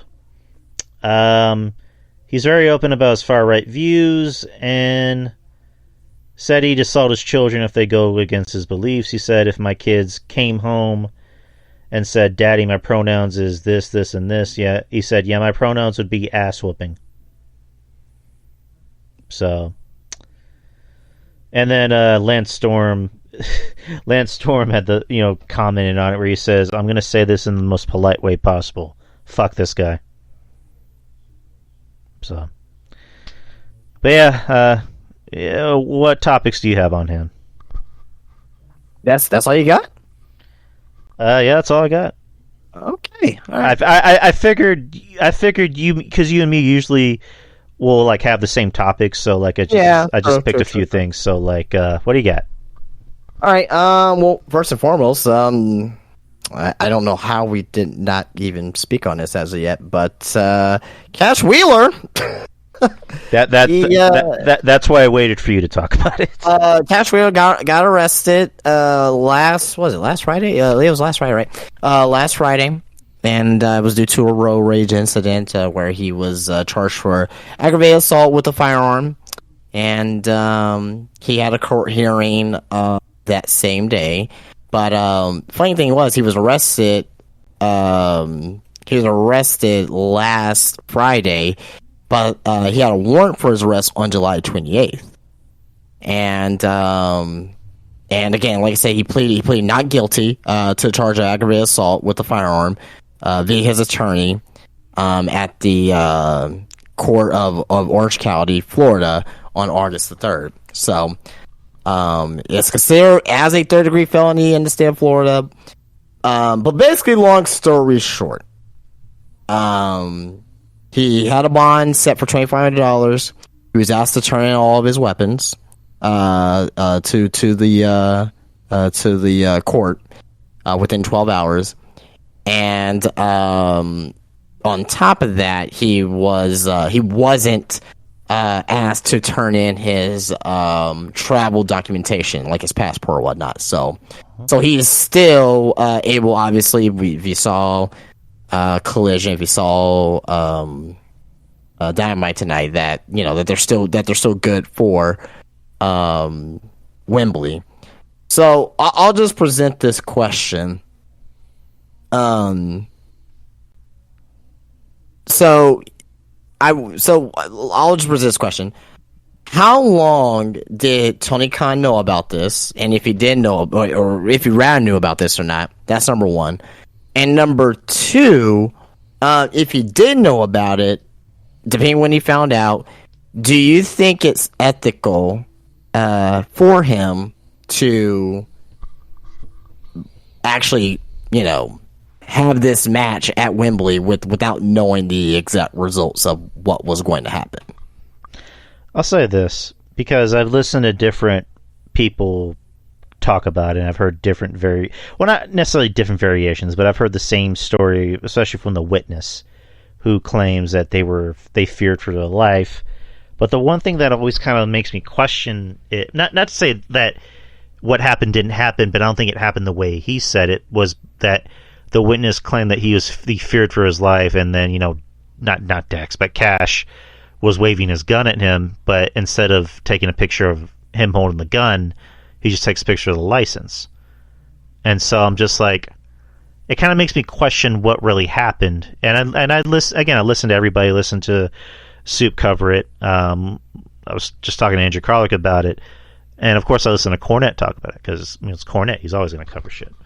And Brian Last made an interesting point about the topic, which was, if the prosecutor, the cops ask him, did you wave a gun at, said individual, all Cash has to say is, what gun?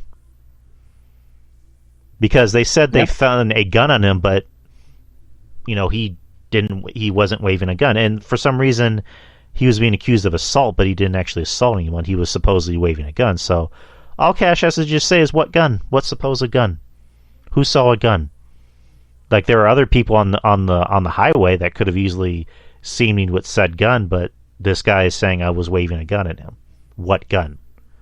So I get that, but if there was a gun, if he does have a gun in his car, then that's like, I don't really think that's a good response. Well, Florida also has they're lenient on open carry, like you can just take a gun with you. Right, totally fine. But here's my thing. My thing is that a lot of people jump to conclusions about Cash, and they're like, "Oh, he's gonna be, arrested. He's like, how's he gonna be able to make it to, to Wembley and this, that, and the other?" And to my credit, I was kind of thinking the same thing as well, because I was like, "Oh, this ain't good," you know what I mean? But once all the details came out, I kind of calmed down, and and all the details came out. I really thought about it, and I'm like, okay, well, what if he was with his family in the car? Right. No one thought about that. What if he was with his family in his car, and maybe he did wave a gun, but what if it was for protection? And be like, hey, I got my family in the car. Like, hey, you sure you want to do this? Has anyone thought about that? No one's brought that up. Right. I mean, because I was like you. As soon as I saw the news, I'm like, okay, this isn't good. But I didn't jump the gun, and because I wanted to wait, because all it said was assault. I'm like, okay, who did he beat? And again, I don't want to compare apples to oranges, but it wasn't domestic, so I was like, okay, what exactly happened? Because they kept saying assault, but then when the story, allegedly came out, was that he didn't actually hurt anyone. He was just, I guess, trying to intimidate someone or whatever. But you make a good point, because it's like we don't really know what happened, because now it's just hearsay.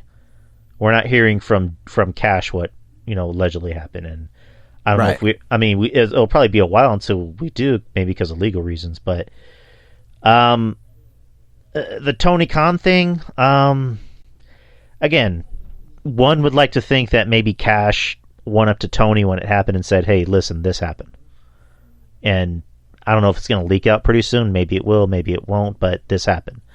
And at the end of the day, it hasn't affected his visa status, and he's able to make the show. So, again, I don't want to, going back to comparing apples to oranges, if it was like a thing of like he was accused of, let's say he got out of the car and just started beating the shit out of the guy with his gun, that'd be a different story, because it's like, okay, he just assaulted another man.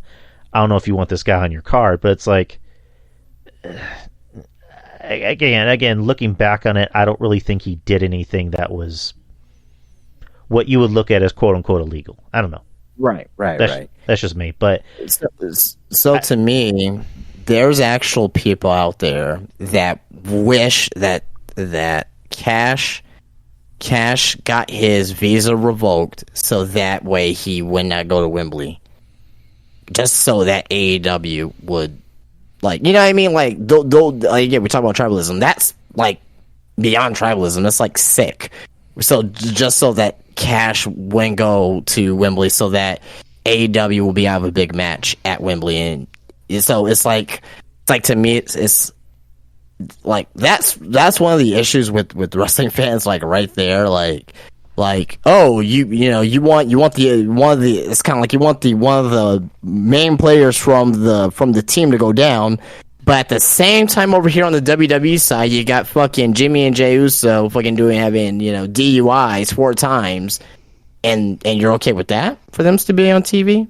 Like, come on, so to me it's like, at the end of the day, I mean, yeah, one's with the gun, one's with DUI, but still, to me, it's you're still having trouble with the law in some fashion. But I'm glad. I'm glad, but as of right now, like, it seems like everything is okay-ish for now.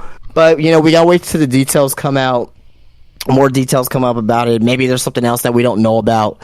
But as of right now, like, on the side of the Tony Khan thing, I thought that Tony knew about this, but because obviously Tony's a smart guy. He has, like, legal presence around him, and pretty sure Cash, his lawyers, probably told him, like, hey, I don't think you're gonna, your visa's gonna get revoked. I think you should still be able to do your wrestling match, this, that, and the other. Then we'll just focus on that afterwards. So I really don't think anyone's, like, in the wrong as of right now. But, again, we may hear something about this again, a month from now, and where something else could be going down. So, I don't know. Right. Until I hear from Cash, it's just like, we need to wait till we hear Cash say something. Yep. But, all right. Any other final thoughts about this here? Nope, we can move on. All right. So, off of that. What the hell? Oh, wait. Oh, yeah, Tony Khan made a comment about it, but, we'll skip that there. So, next story here. This could easily change, but this is coming from Wrestling Observer newsletter, Dave Meltzer. Mm-hmm. The long-term plan is to have Damian Priest to be out of the Judgment Day. That's the long-term plan. So, obviously, that's kind of, obviously that's what we've been talking about for a while already. Like, I mean, you kind of brought the idea that, Damian could stay in the Judgment Day and Finn getting kicked out and Finn turning babyface, possibly. I was more into Damian getting kicked out and him being babyface and all that stuff, but which I think the more and more I'm seeing from Raw, I think Damian's going to get kicked. I don't even know if Damian's going to get kicked out. I think it's going to be a thing of Dom and Rhea come around to the idea of JD joining, and Damian just goes, that's fine, but if he's joining, then I'm out. No, I don't see that in particular. I see it as whatever they do at War Games. I think JD McDonough is going to be in Judgment Day by that time, and whatever happens at War Games is going to make that. I think Damian's going to get kicked out during that time frame. That's why I think. I may be wrong, but I think they may try to hold this out to November, possibly. Yeah, more than likely. Yeah, I don't know. We'll see though. But that's the latest story on that. Next. Well, I got 2 news stories on some ticket sales.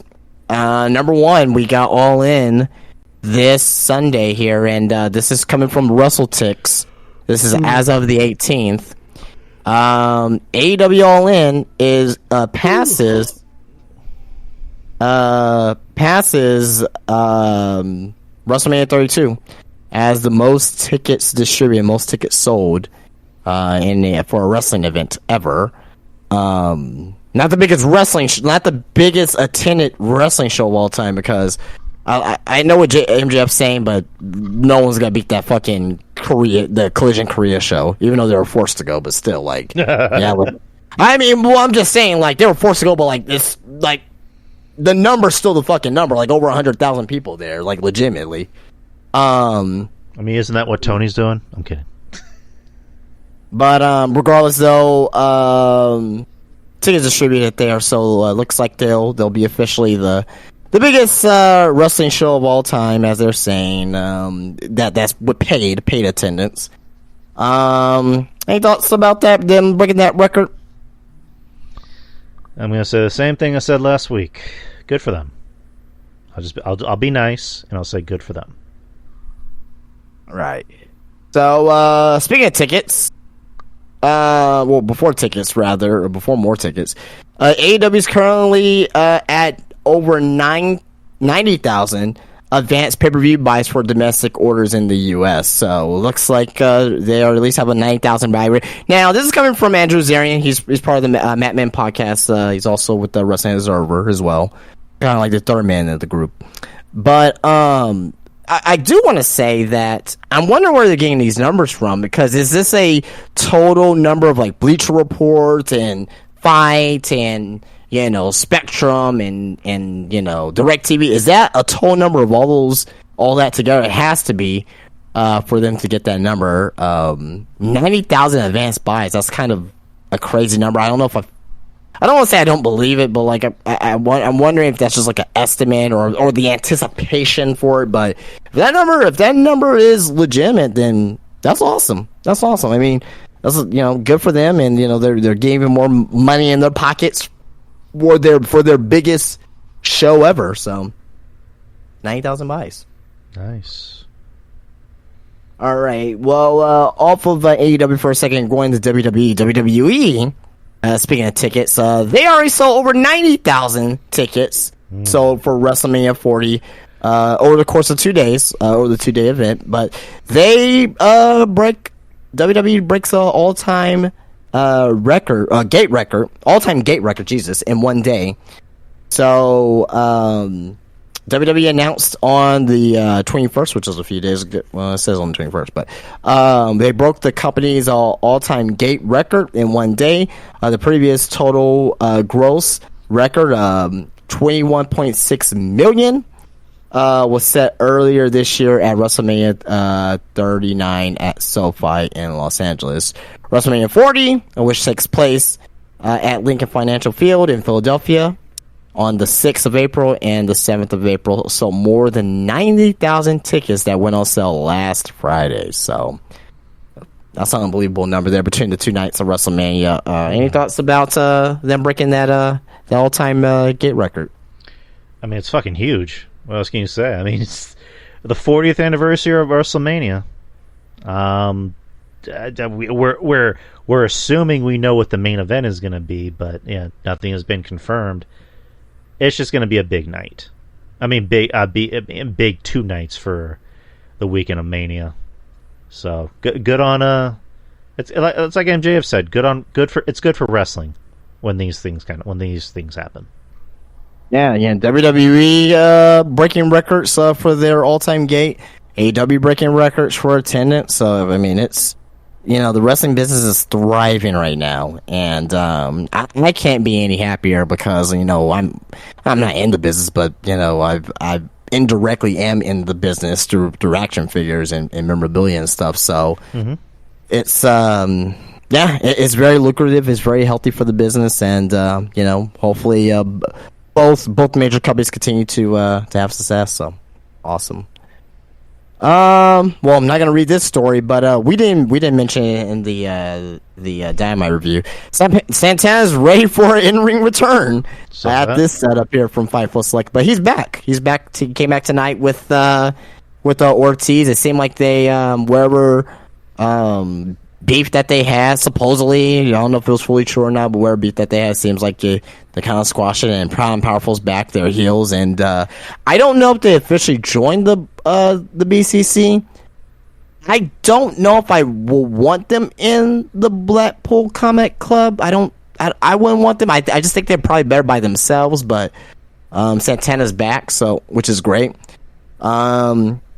I don't know. Do you like Proud and Powerful? Do you like Santana Ortiz? I've never really heard an opinion from you about them. I've always liked them. I liked them because it's weird because it's like they were always like shelved under Jericho's group, and it's like this team is easily a top 3 tag team in the company, but they were just always they were just always in Jericho's group, and I don't know. I'm glad to see them back together. I don't know if it's too little, too late for them. Maybe. I mean, who knows? But I'm glad to see Santana back. It's funny because somebody from a parody account said, "Oh, it's Bo Dallas," and it's like on the fucking Titantron literally says Santana, but whatever. But yeah, I'm glad to see them back together. Let's see if they can get pushed into a bigger spotlight. But like you just said, I guess they're with Blackpool Combat Club, which, yay, now they're with another faction, and now they're gonna get shelved again. But whatever. Yeah, I don't know if they are officially, but I hope it's just like a one night thing with them, and they'll just move on to just them being themselves as a regular tag team. So hope so. A couple more things here. Let me see. There's 3 more things here.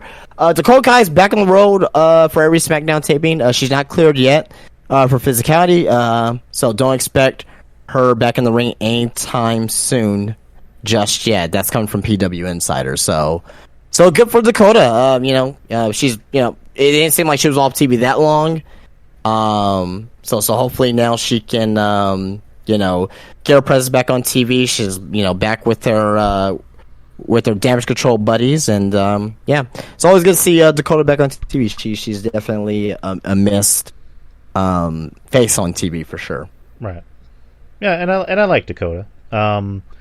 It's just the problem is she just every now and then gets snake bit with a random injury. So, and I mean you can't really blame anyone for getting hurt, but it's just unfortunately the company has that thing about it where it's like, well, we put them in a big spotlight and they get hurt. What happens? But I'm glad she made a full recovery. Because when did she get hurt? Like a month and a half ago, 2 months ago? Yeah, around there. Yeah.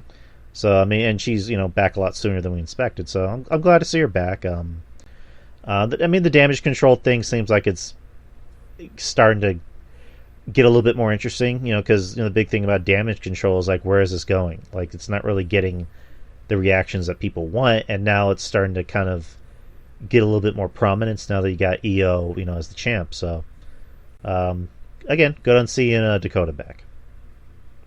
All right, and two more stories here. A little bit news topics here. There's been discussion within AEW about potentially working with Mariah May, and also WWE has interest in her as well. That's coming from Sean Ross and Fightful Select. Mariah May, who's part of Stardom, and again, I mentioned this several times in the show. Club Venus. She was Xia Brookside was in Club Venus. She's not there no more. Mia Shikawa, is there too as well. I don't think you're familiar with Mariah May's work, but if you have a comment about her, I don't know if you want to see her potentially come into WWE or AEW. I've never actually seen her work. I know she is. I think I follow her on Twitter, and she has a look that WWE would like. She's the hot blonde with a nice body. I don't know. I've never seen her work, so I'm assuming. Have you seen her work before, and is she good? Absolutely, yeah. I mean, she's improved. As soon as she went to Japan, she started to improve. So because she started working that Joshi style. So, I mean, obviously WWE is probably better for her, I think personally. But her going to AEW, I just think that I like if she goes to WWE, she's going to NXT. She's NXT and build her from there. Kind of like Blair Davenport. Like Blair Davenport was in fucking Stardom, and she's doing well down there. But I think if she goes to AEW, she's just gonna get lost in the shuffle, and eventually probably not be much on the show, unless if she goes to Collision, just be on Collision, because Collision right now, I think they probably need a few more women over there. You know what I mean? Because you got Willow Nightingale over there, and and you got some women over there, but it's just, I don't really think that roster's really fleshed out as of yet. So if they bring her into maybe Collision and just have her over there, then it could probably work out. No, we'll see. I mean, we need more talent, and the NXT women's division is like fucking. It's like a gaggle of talent over there. Yeah, stacked over there. Yeah, definitely. All right. Last bit of news story I got for this here is Bobby Roode will continue to work as a producer in WWE in the weeks ahead. And Nick Aldis was brought back for Monday Night's Raw. He's still rehearsing to be a producer in WWE. So he was there last week, and now he's back. He was back this week, basically rehearsing to be a producer. And that's again coming from PW Insider. So those are two good names to have as producers for sure. Would you want to take tidbits off of Bobby Roode and Nick Aldis? Yeah, I mean you have two wrestling guys producing a wrestling show, so I think that helps. Bobby Roode, I didn't mind Bobby Roode. I mean, I liked his TNA stuff, his WWE stuff, especially when he did the Glorious thing. But I think after a while, it's just like, I don't want to say he boxed himself in, but it's just like, at that point, it was just like he was just all entrance. And then when he had matches, it's just like, I mean, you're not terrible in the ring, you're passable, but you're just not that interesting in the ring. Just my opinion. But, I'm glad to see that WWE still found some value in him. And it's just like, let's keep you around. You have some knowledge that you can provide, for this show. The Nick Aldis thing we talked about, I don't know if maybe it's a personal choice, maybe he's hurt, or maybe this is why he's a producer at the moment, but it's just like, I want to see him work, because he's younger than Seth Rollins, which is crazy to think about. Yeah. And, granted, Seth works a more high-octane style than Nick Aldis, but Nick, have him have a program with Cody in the meantime. I don't know, but we've talked about this ad nauseum. But yeah. Nick Aldis, he's a knowledgeable guy when it comes to wrestling. So, and by all accounts, he seems like a nice guy. He seems like a likable guy that's easy to go along with, and he has that relationship with Cody as well. So, him being a producer helps. That's pretty much all I gotta say. I don't hate it. I'll put it that way. I don't hate it at all. Yeah. Okay. All right. Well, that's all news I have. But before we go into the All In predictions, I want to go over All In 2018 real quick. Oh boy. Gonna go through each wrestler on the show.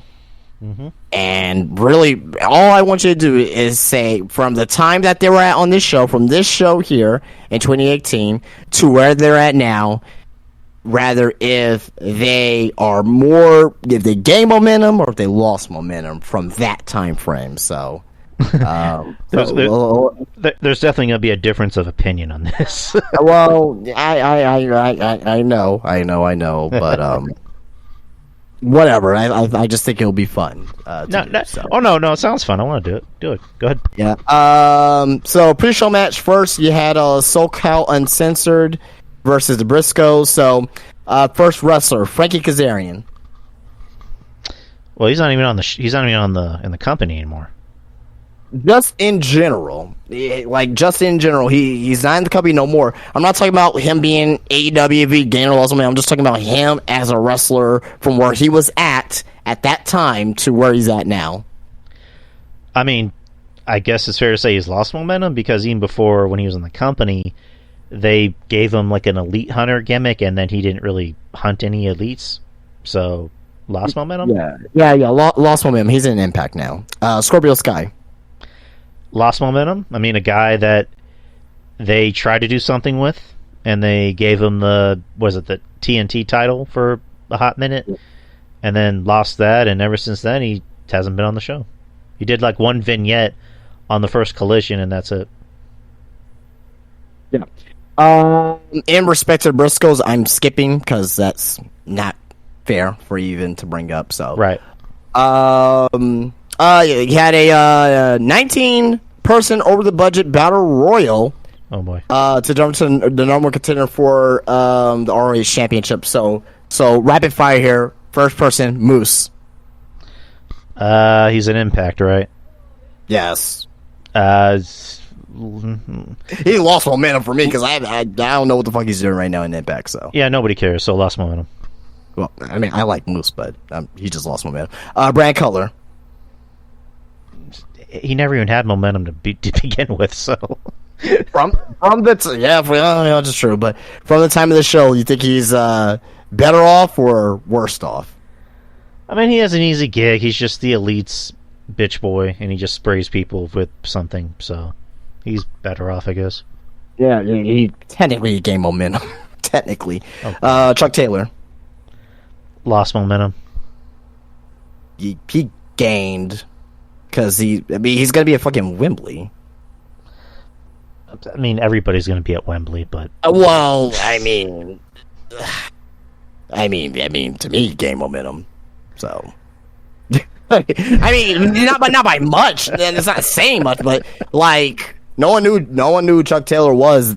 Well, I did, but not the Americanized. They know who Chuck Taylor was now. People know you know who he is now, so he gained momentum. So, Trip Beretta. I'm just gonna say he gained momentum. All right, same. Gained momentum. I can't even talk. Rocky Romero. Is he even in the company? No, he's New Japan. Oh, I mid momentum. I don't know if that's that's perfect answer. Cheeseburger.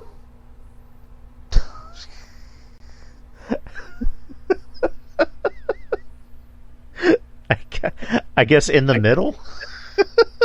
He lost momentum because he fell to the face of the earth. So, okay. Do you know who Cheeseburger is? Wasn't that the dude in NXT, the skinny dude? No, he was a black skinny dude, but he was not in NXT. Leon Gruff, that was his name. Leon Ruff, yeah. The Hurricane. I mean, he has an office job with WWE, so I guess gain momentum. No, he lost momentum because he's not wrestling no more. I don't know. I think if you get a cozy office job with the biggest wrestling company in the world, he's not wrestling. I don't know. I have a soft spot for Hurricane. So, I mean, I like the Hurricane, but just for the fact of this, like he lost momentum, he's not wrestling no more. So, Ethan Page. I would say kind of in the middle. From the time of that event to where he's at now, he's gained momentum, but it's not by a ton. It's steady, I guess. Yeah. Tommy Dreamer. He's on Impact, right? Yeah. He's lost momentum. He's a legend at this point, so he's still wrestling, so, I mean, he can't really lose momentum. To me, at least. Here we go. This is going to be a good name. Jimmy Jacobs. Jesus Christ. Jimmy Jacobs. Lost momentum because he doesn't wrestle anymore? He doesn't wrestle anymore. All right, here you go. You're about to pop for this one. Punishment Martinez. Ooh, that's Damian Priest. Yeah. Gained a lot of momentum. Fucking Mr. Money in the Bank right now. Fucking Damian. Senior Money in the Bank. Yeah, of course. Fucking was at the All In pre-show, and look at him now. Fucking great, man. I literally don't remember him being in that match. Jesus Christ, that was Austin Gunn, one of the Gunn brothers. I guess it's steady because they at a time they were gaining momentum, but I think it's kind of steady. No, that's a 1,000% game momentum. Former tag team champion. He's part of the Bullet Club Gold. Like he's on TV. Like super game momentum. From where he was at, like no one knew who Austin Gunn was. Right. But my point was like, yeah, he kind of hit a glass ceiling, but it's not that he's like going down. He's just kind of steady now. He's in a good spot. I'll agree. Billy Gunn. He's Billy Gunn. He'll be fine. Gained momentum because he got a catchphrase over and he became daddy ass. So yeah, gained momentum. I'll go with that. Same.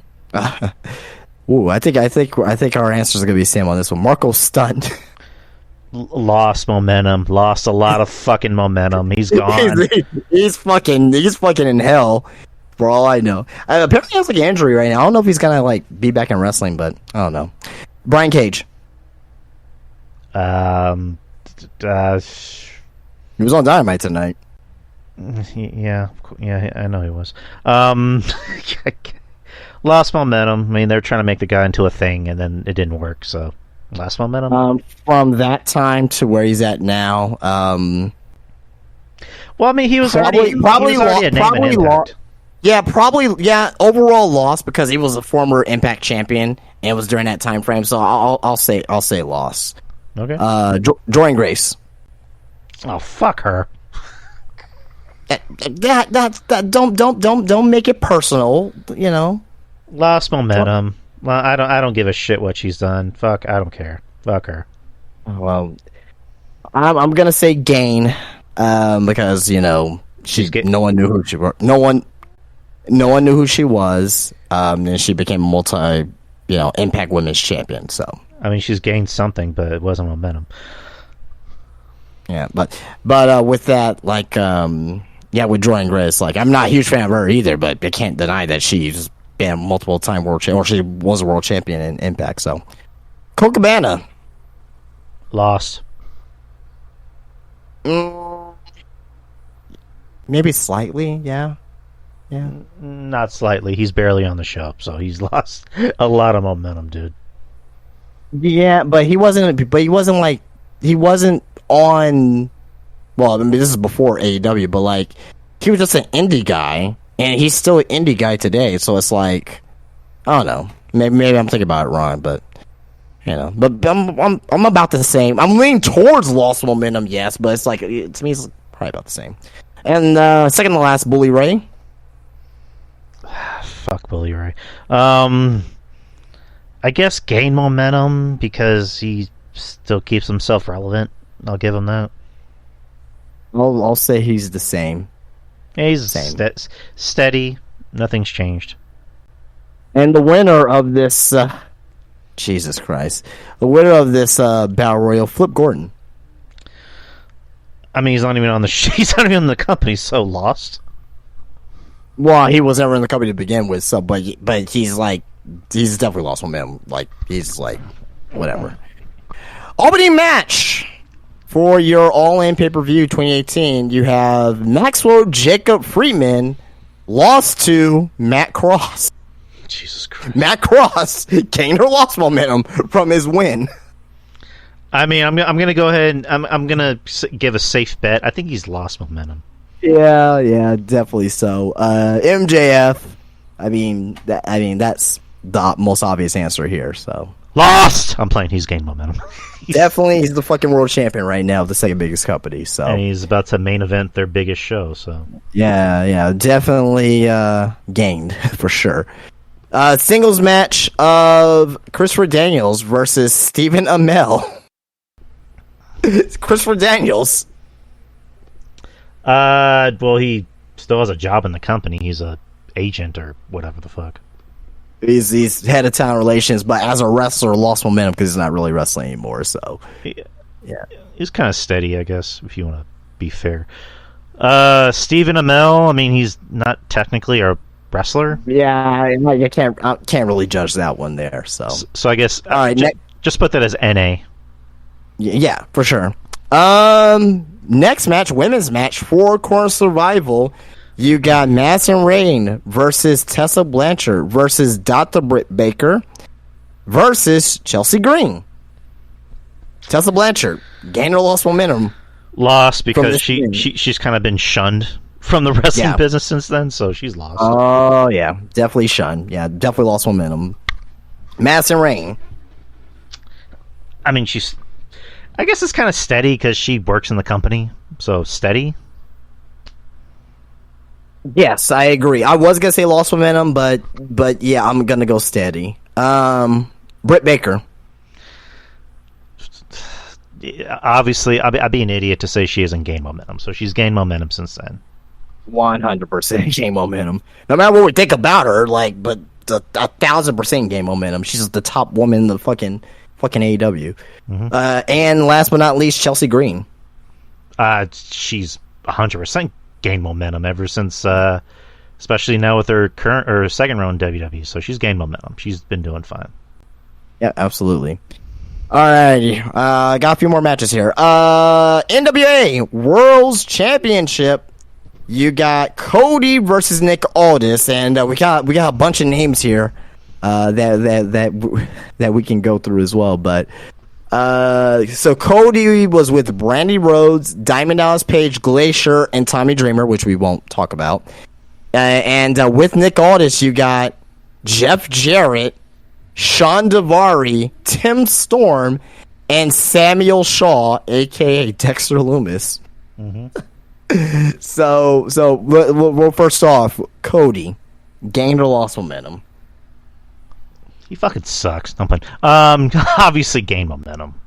1,000%.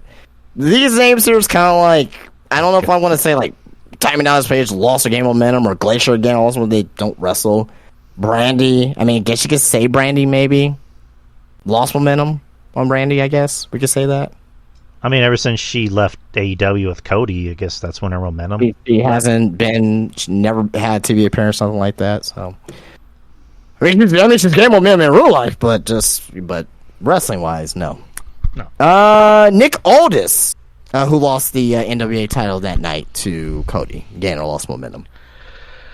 I don't want to say he's lost momentum. I would say in the past 5 years, it's kind of fluctuated with him because, you know, he was the NWA champion for that long, and it's like, yeah, it's impressive, but it's like you're in a company that no one was really watching. So as of today, August 23rd, 2023, I think, again, I would say it's steady, but a little bit up, if that makes sense. He's lost momentum. He hasn't wrestled in I don't know how long. He hasn't wrestled anything relevant. He's right. Lost. Like I was trying to be nice, but yeah, I mean, he has a job with WWE. I like Nick Aldis. Like, this is nothing personal about what I'm saying. Getting lost momentum. It's like same thing with Jordynne Grace. I don't like Jordynne Grace, but you can't tell me that she hasn't gained momentum from this show. No one really know who's Jordynne Grace. Who is she? Like you're finding out on this show, and yeah, I don't know, but he's lost momentum. I love Nick Aldis. I really like him, but lost momentum. So, Jeff Jarrett.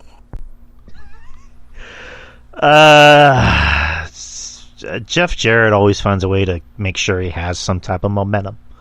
So I would say by default he's kind of, it's a combination of gaining and also steady momentum, because he's in AEW and he's featured somewhat prominently on the show. So he had a fucking match last week, even though the match was awful, but had a match last week. I don't know. Say what you want about Jeff Jarrett. Jeff Jarrett always finds a way to keep himself relevant, even if we don't like it. Yeah, slightly gain momentum. Samuel Shaw, Dexter Lumis. Yeah, he's lost momentum. I mean, there was a point where he was gaining momentum. Now he's lost a lot of momentum. From this show? You think he lost momentum from this show here now? Let me explain. He gained momentum because it got him noticed by WWE, and then that's when he started gaining momentum. And then he got released, and he came back, and now he's lost all that momentum. So you think 2018 Samuel Shaw is better than Dexter Lumis today? I'll be honest, I preferred Samuel Shaw back then because Samuel Shaw could cut promos and had better matches. Wow. I mean, I will say this. I don't think he's gained momentum from this time frame, but I think it's. I'll keep it in the middle, but I mean, yeah. Daivari. I mean, well, yeah. I don't think we should do Daivari, but Sean Daivari. He doesn't. I mean, what does he do? Yeah, he doesn't wrestle, or he's just an agent with WWE now, so lost momentum by default. So I mean, I gotta support my fellow Iranians, so I'll give him a steady. Tim Storm. He's an NWA. He's lost momentum. You can't just go off that he's in NWA. He's lost momentum. Nobody watches NWA. I'll say steady from where he was at then. Like he's kind of like the player coach, and he's still like the player coach. So, all right. He got. All right, fine. I'll be nice. I'll say steady. But he has a hell of a tan though. Jesus Christ. Alrighty, a couple more here. Chicago Street Fight. You have Joey Janela with the return of Joey Ryan. Shit. Oh God. And Penelope Ford versus Heyman Adam Page. Let's get those out the way. Joey Ryan lost fucking momentum. Fucking dead. Fuck him. Okay, so let me tell you a story behind when I was watching this match. So I'm watching it. And because I've never seen Hangman wrestle, and I've always heard good things about Hangman. So, and I've obviously heard about Joey Ryan for obvious reasons.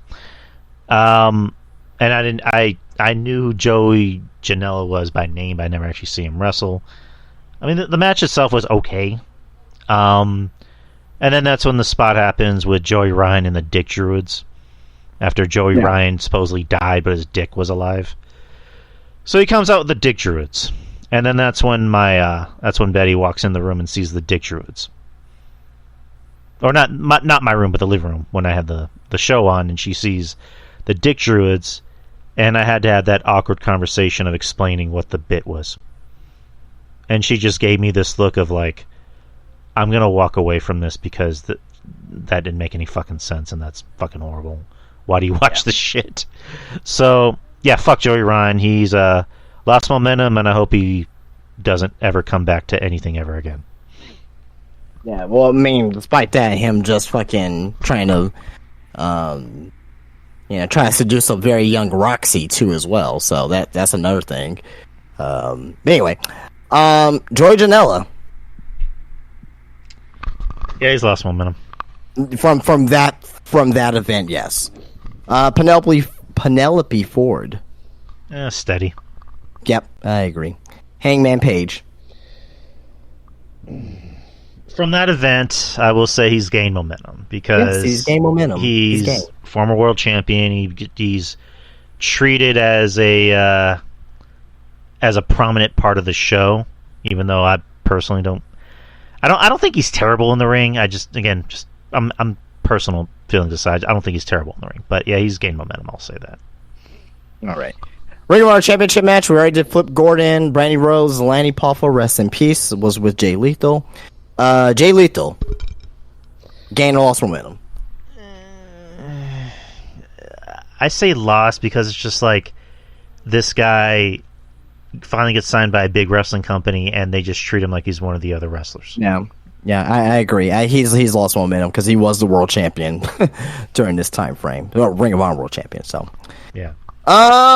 Kenny Omega versus Penta El-Zero singles match. We'll do Penta first. Penta, gain or lost momentum. It's kind of weird because I don't know what your answer is going to be, but like, there's a time where Penta was like considered one of the top 5 wrestlers in the world, and then he gets to AEW, and it's just, again, kind of like what I just said about Jay Lethal. He kind of gets treated as just another wrestler on the show. I mean, yeah, him and Ray Phoenix won the tag titles, but that kind of came and went, in my opinion. So yeah. I think there was a point where he had momentum going in, and then it went from just steady to straight up losing momentum. Yeah, I think he has lost momentum. Not saying he's bad, always terrible in the ring or anything like that, but like I just think that his stature from where he was at this event. Like, you're being trusted to be in one of the main event matches with fucking Kenny Omega, and, they don't really use him to his full extent. But plus, he's with his brother, too, as well. So, but, yeah, I say overall lost momentum. Kenny Omega. I mean, it's Kenny Omega. What else can you say? I mean, again, I'm not crazy about him, but, again, I'd be a fool to say he hasn't gained momentum. He's I won't say he's gained tremendously because he was already like one of the top guys already, but like he's gained because even the casual people, like even people who come into my shop who are really predominantly WWE, but they know when they see AEW, they know names. They know Kenny Omega, they know Darby Allin, they know names. So Kenny Omega's always the guy that comes up. So for sure. Alrighty, singles match of Mario Skull versus Kazuchika Okada. We'll start off with Okada. Gain or lost momentum? He's Okada, so he hasn't lost anything. Yeah, I agree. He was already the top guy of New Japan at this time coming into this event. I'm not saying that he didn't gain momentum because you're already the fucking top dog of this organization. How much more momentum can you gain? So he's steady by default, but he's already on the top. Marty Scurll, the villain. Fuck him. Lost momentum. Yeah, definitely.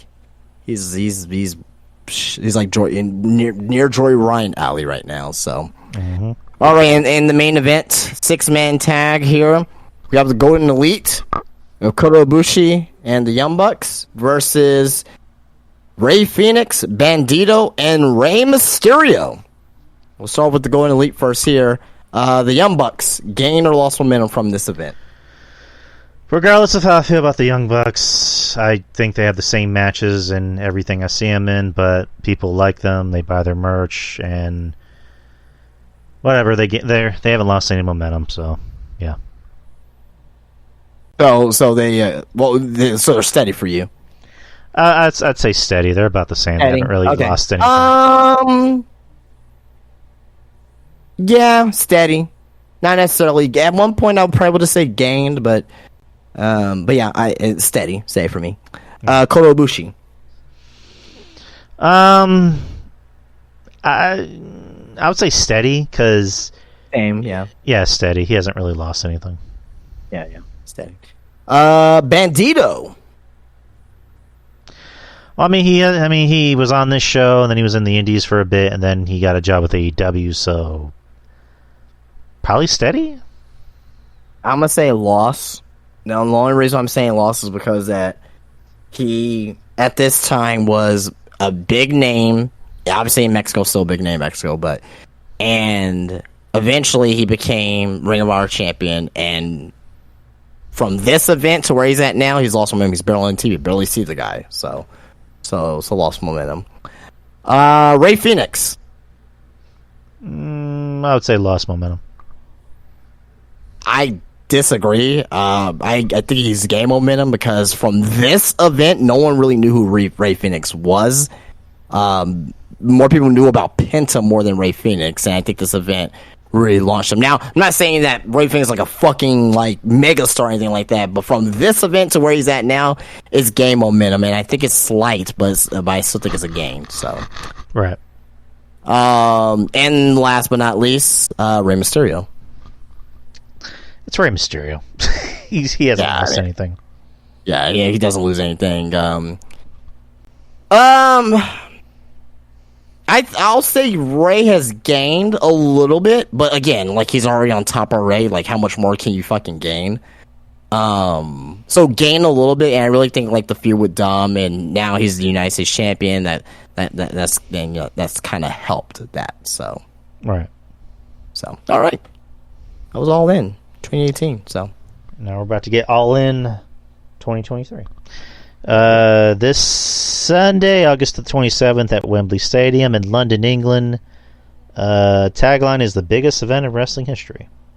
So, also the 100th anniversary of Wembley. So we got that.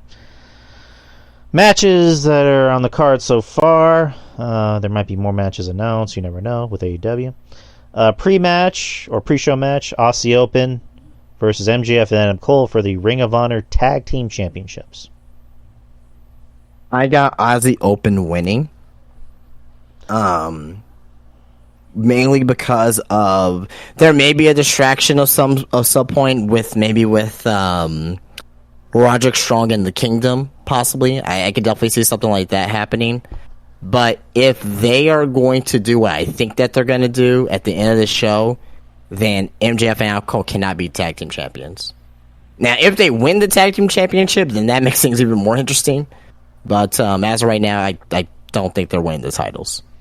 No, I don't think so either. I think what's going to happen is that MJF kind of inadvertently fucks up the match, and Adam Cole gets pissed off because, the whole point going into this match was that Adam Cole was saying, I've won every single title in Ring of Honor except for the tag team championships. So that could piss off Adam Cole and like just add more fuel to the fire for the eventual heel turn. So Aussie Open's winning. Next you have, or I guess the first match of the actual main show, AEW World Tag Team Championships, FTR versus the Young Bucks. The Young Bucks. This should be a very fucking like if I mean they're gonna get the time, but if everything clicks on cylinders, man, this could potentially be one of the best tag team matches of the year. I'm gonna go with the Young Bucks just because of we don't know the situation with Cash. And I think that as of right now, I think that TK may want to take the titles off of FTR just in case if something happens. The Young Bucks, despite when they're not fighting, CM Punk, for the most part they're pretty reliable for the most part. When it comes to I don't suspect like Matt or Nick Jackson waving their gun in the fucking on fucking highway or anything like that. You know what I mean? But so I just think based off reliability, the Young Bucks. And plus, as well, this match is built up as the best tag team of all time and all this stuff. And you know how TK feels about the Young Bucks, too. So that's another reason. So I'm going to go with the Young Bucks. I have a feeling the Young Bucks are going to win, too, because this is the rubber match, I believe. So, yeah, I mean, this will... everybody else might think this is a great match. FTR, you don't have to worry about them not having a good match. They might have to. I mean, again, I forget which match. I think it was the first match. I thought that was actually a pretty good match. The second match, I don't remember that well. But yeah, I mean, this should. The fans might end up liking this match, so I think this is going to get a lot of time. Next, you had a 4-way match for the AEW Women's Championship. Hikaru Shida, the champion, versus Toni Storm, Saraya, and Britt Baker. I have no idea. My heart says it's going to be Britt, just because, but I have a sneaking suspicion that they're going to want a feel-good moment with Saraya. That's what I'm thinking too. But so this is my line of thinking. They took the title off of Toni Storm to give it to Shida, so that way she could drop it to Saraya. So that way Saraya doesn't beat Toni Storm for the title. So that way they can still keep their group together. So I think Saraya is gonna win. And then Saraya. I don't agree with it. I don't necessarily want to see it, but I think that's what they're gonna do. And Saraya wants her boyfriend's band to play her to the ring. So cool. Her boyfriend's kind of a piece of shit, but whatever. Well, but I mean, whatever. But I don't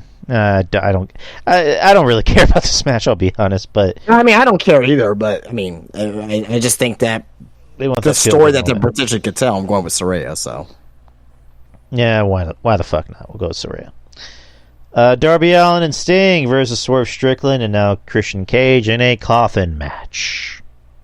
Babyfaces are gonna win. I think AR Fox is gonna determine. Not determine the outcome, but I think he's going to come out and interrupt and screw over Swerve and get Swerve put into the casket and all that stuff. So, and Sting hasn't lost either, so that's another thing. Which I hate that, but yeah, the baby. Come on, Sting, come on. Yeah, but Sting is 60. Like he can. Yeah, I know. I'm just kidding. But. Yeah, the babyfaces are going to win. So, bleh. 6-man tag match. The Golden Elite, Kota Ibushi, Kenny Omega, and Hangman Page versus Konosuke Takeshita, Bullet Club Gold, Juice Robinson, and Jay White. Whatever. Oh my gosh. Takeshita. There you go.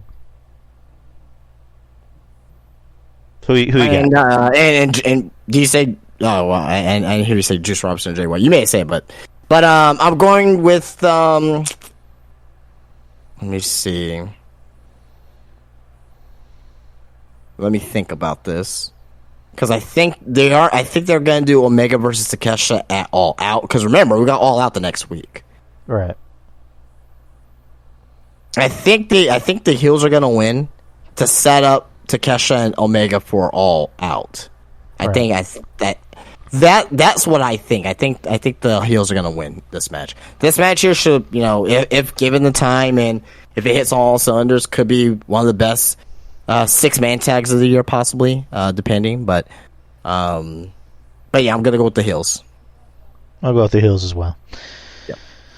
Stadium Stampede. Eddie Kingston, Orange Cassidy, and the Best Friends, Chuck Taylor and Trent Beretta, and Penta El Zero Miedo, versus Blackpool Combat Club, John Moxley, Claudio Castagnoli, Wheeler Yuta, Santana, and Ortiz.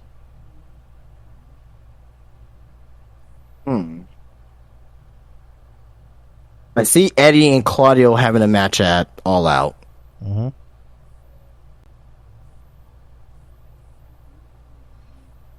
Let me think. So far, you have the Young Bucks winning. This is what I think. Young Bucks winning. Babyface team. So Babyface team versus Babyface team. Then Saraya. Babyface crowd for her, but a heel. Face team of Darby and Sting. I'm going to go with the faces here. Really no. To me, I mean, this should be a wild match, whatever. But I'm not really. What's the word? Invested in this match at all. It's just thrown together. I think the Stadium Stampede match is only happening because of the Stadium Stampede game mode is going to be released for Fight Forever tomorrow. So I think it's really just a ploy for that. But I'm gonna go with the babyfaces. I really don't have any other indication for that. I'm just gonna go with the babyfaces to win. So Yeah, I have zero interest in this match, so I'll go with the baby faces. Next is a singles match. Will Ospreay with Don Callis versus Chris Jericho. Ospreay. Going Ospreay. Ospreay. Yeah, I'm going Ospreay winning this match. Should be a good match. Very good match, I think. I mean, I'm trying to think of, what is Jericho going to do at All Out? Because this is what I see with the whole Don Callis situation. I see Kenny Omega versus Takeshita. Who is Jericho gonna go up against? Because he's not gonna. He's not gonna be now on the show. He's gonna be on the fucking show. So maybe him and Punk. I don't know. I don't know. I have no idea. But I'm going with Ospreay. He's gonna be played to the ring, but by probably one of the best theme songs going today too. So, speaking of Punk, CM Punk, the champion, defending the Real World Championship against Samoa Joe, which is still not on AEW roster page, I don't think. But I'm going Punk. So, yeah, Punk. This will probably be 12 minutes or short. Yeah, it's not gonna be very long. Yeah, it's not gonna be like the matches from 04. Next, 6-man tag match for the AEW World Trios Championship, House of Black versus Billy Gunn and the Acclaimed. Going with the babyfaces here. I really think that they're trying to set up Billy Gunn to get his last championship in wrestling.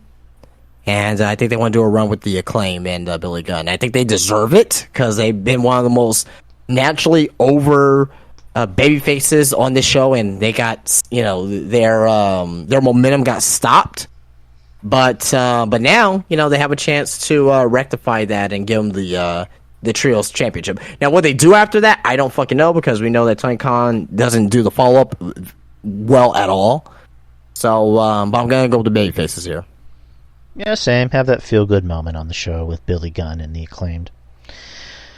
Lastly, main event, AEW World Championship, MJF defending against Adam Cole Bebe. This is going to be a very emotional match. Depending on what happens earlier in the show is going to be the outcome of this match. If they win the tag team titles, MJF's winning. If they lose the tag team title match, I'm going to go with Adam Cole with Roddy Strong and the Kingdom heel turn, and on top of all that too, Adam Cole joins the group. They make the new version of the Kingdom. Now here's my thing though. You got All Out the very next week. What's gonna be like? I don't really, and that's another thing I gotta think about too. Is I gotta kind of like step back and kind of look at from the far. Like, are they gonna do the rematch next week? Adam Cole versus MJF and Adam Cole wins again. You know what I mean? Like I don't know. You know what I mean? Man, they're because if MJF wins, right? Mm-hmm. Then you could potentially do MJF versus CM Punk. Potentially. Man, I don't know, man. Like, I just don't know. And that's what's good about it, because I don't fucking know 100% for sure. This is going to be a great match. Very emotional. I'm going to go with Adam Cole, though. Which is kind of contradicting on what I just said or what they're going to do it All Out. I don't fucking know. Tony Khan's going to, pull something out of his ass. I don't know, but I'm going to go with Adam Cole, so. I'm going to go with MJF because I think they want to build up to MJF and Punk. You may be 100% correct, so, but I may be 100% wrong, so. For both titles. So. Yeah. Right, again, just tales all this time in wrestling. I'm the real world champion. No, I'm the real world champion. So let's decide who the real world champion is in this match. So, and also it's, 5 months or 4.5 months until the end of the year. And, the bidding war of 2024 is going to start. So we don't know what's going to happen. Personally, I think MJF is going to stay in AEW, but who knows? But, yeah. But on top of that too, as well, I don't know if you heard Adam Cole's promo last week. He basically said that I need to beat you, MJF. I need to become world champion. It sounded very Austin-ish for WrestleMania 17 when he said, "I gotta beat you, Rock. I gotta beat you, more than you can imagine, and there can only be one World Wrestling." Wrestling Federation champion. With all due respect. So it has very WrestleMania 17, but I'm not comparing it to WrestleMania 17 by all means. But like just like what he said and kind of the cryptic stuff with Roddy Strong tonight. I mean, I may feel differently about this match tomorrow. That I may feel differently about the match again on Saturday. That I may feel even more differently about the match again on Sunday. So I may be flipping back and forth. But as of right now, I'm gonna go with Adam Cole. And with the heel turn. And the new version of the Kingdom. So, I think that's probably what's going to happen, so. Hey, you never know. I mean, Sunday is going to be full of surprises. I mean, the main event I'll be honest, is the only match that has my interest. So, we'll see what happens on Sunday. But, that's all up, people. Let's see. You have time for Guess the Card? Yeah. All right. Hold on. Same by though.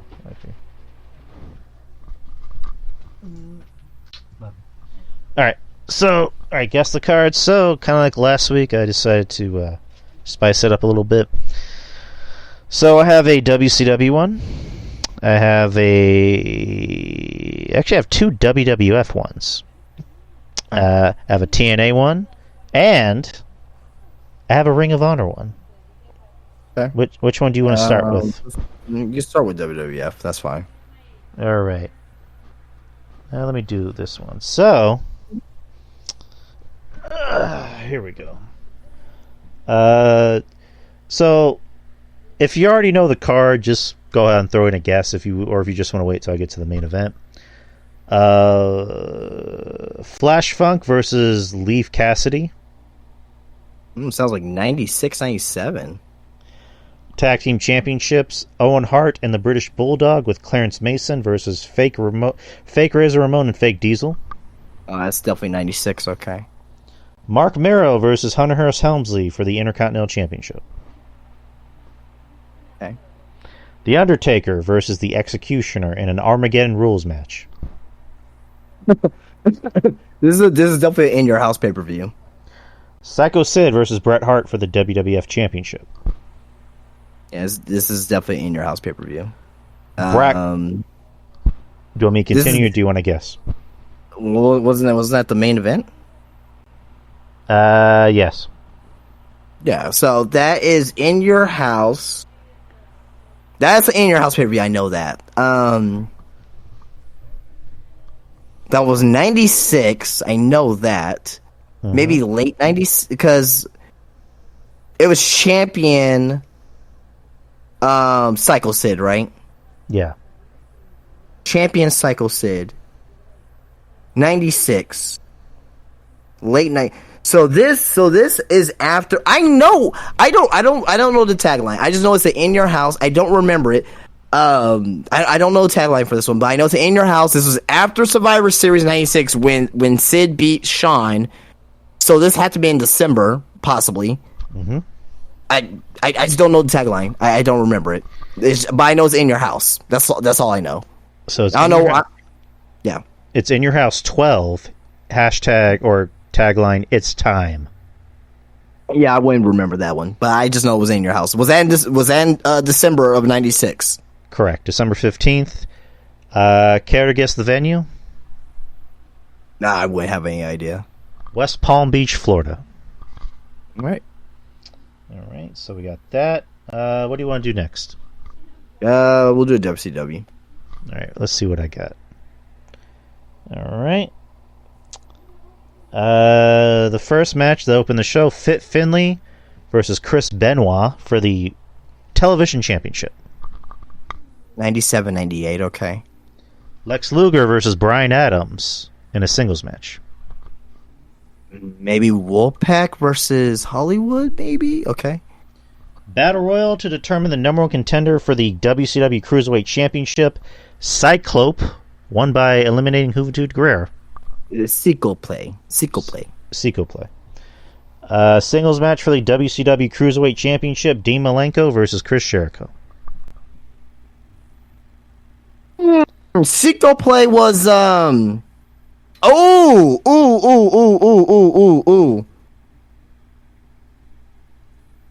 This is 98. It's either I'm not guessing yet. It's either Super Bowl or Slamboree, one of those two, but keep going. In a Bowery death match, Diamond Dallas Page versus Raven. Raven, yeah. Okay. Eddie Guerrero defeated Ultimo Dragon. Nice. Goldberg versus Saturn for the WCW United States Championship. Yeah, okay. Bret Hart versus Randy Savage with Roddy Piper as the special guest referee. Okay. And the main event, Tag Team Championship, Sting and the Giant defeated the Outsiders.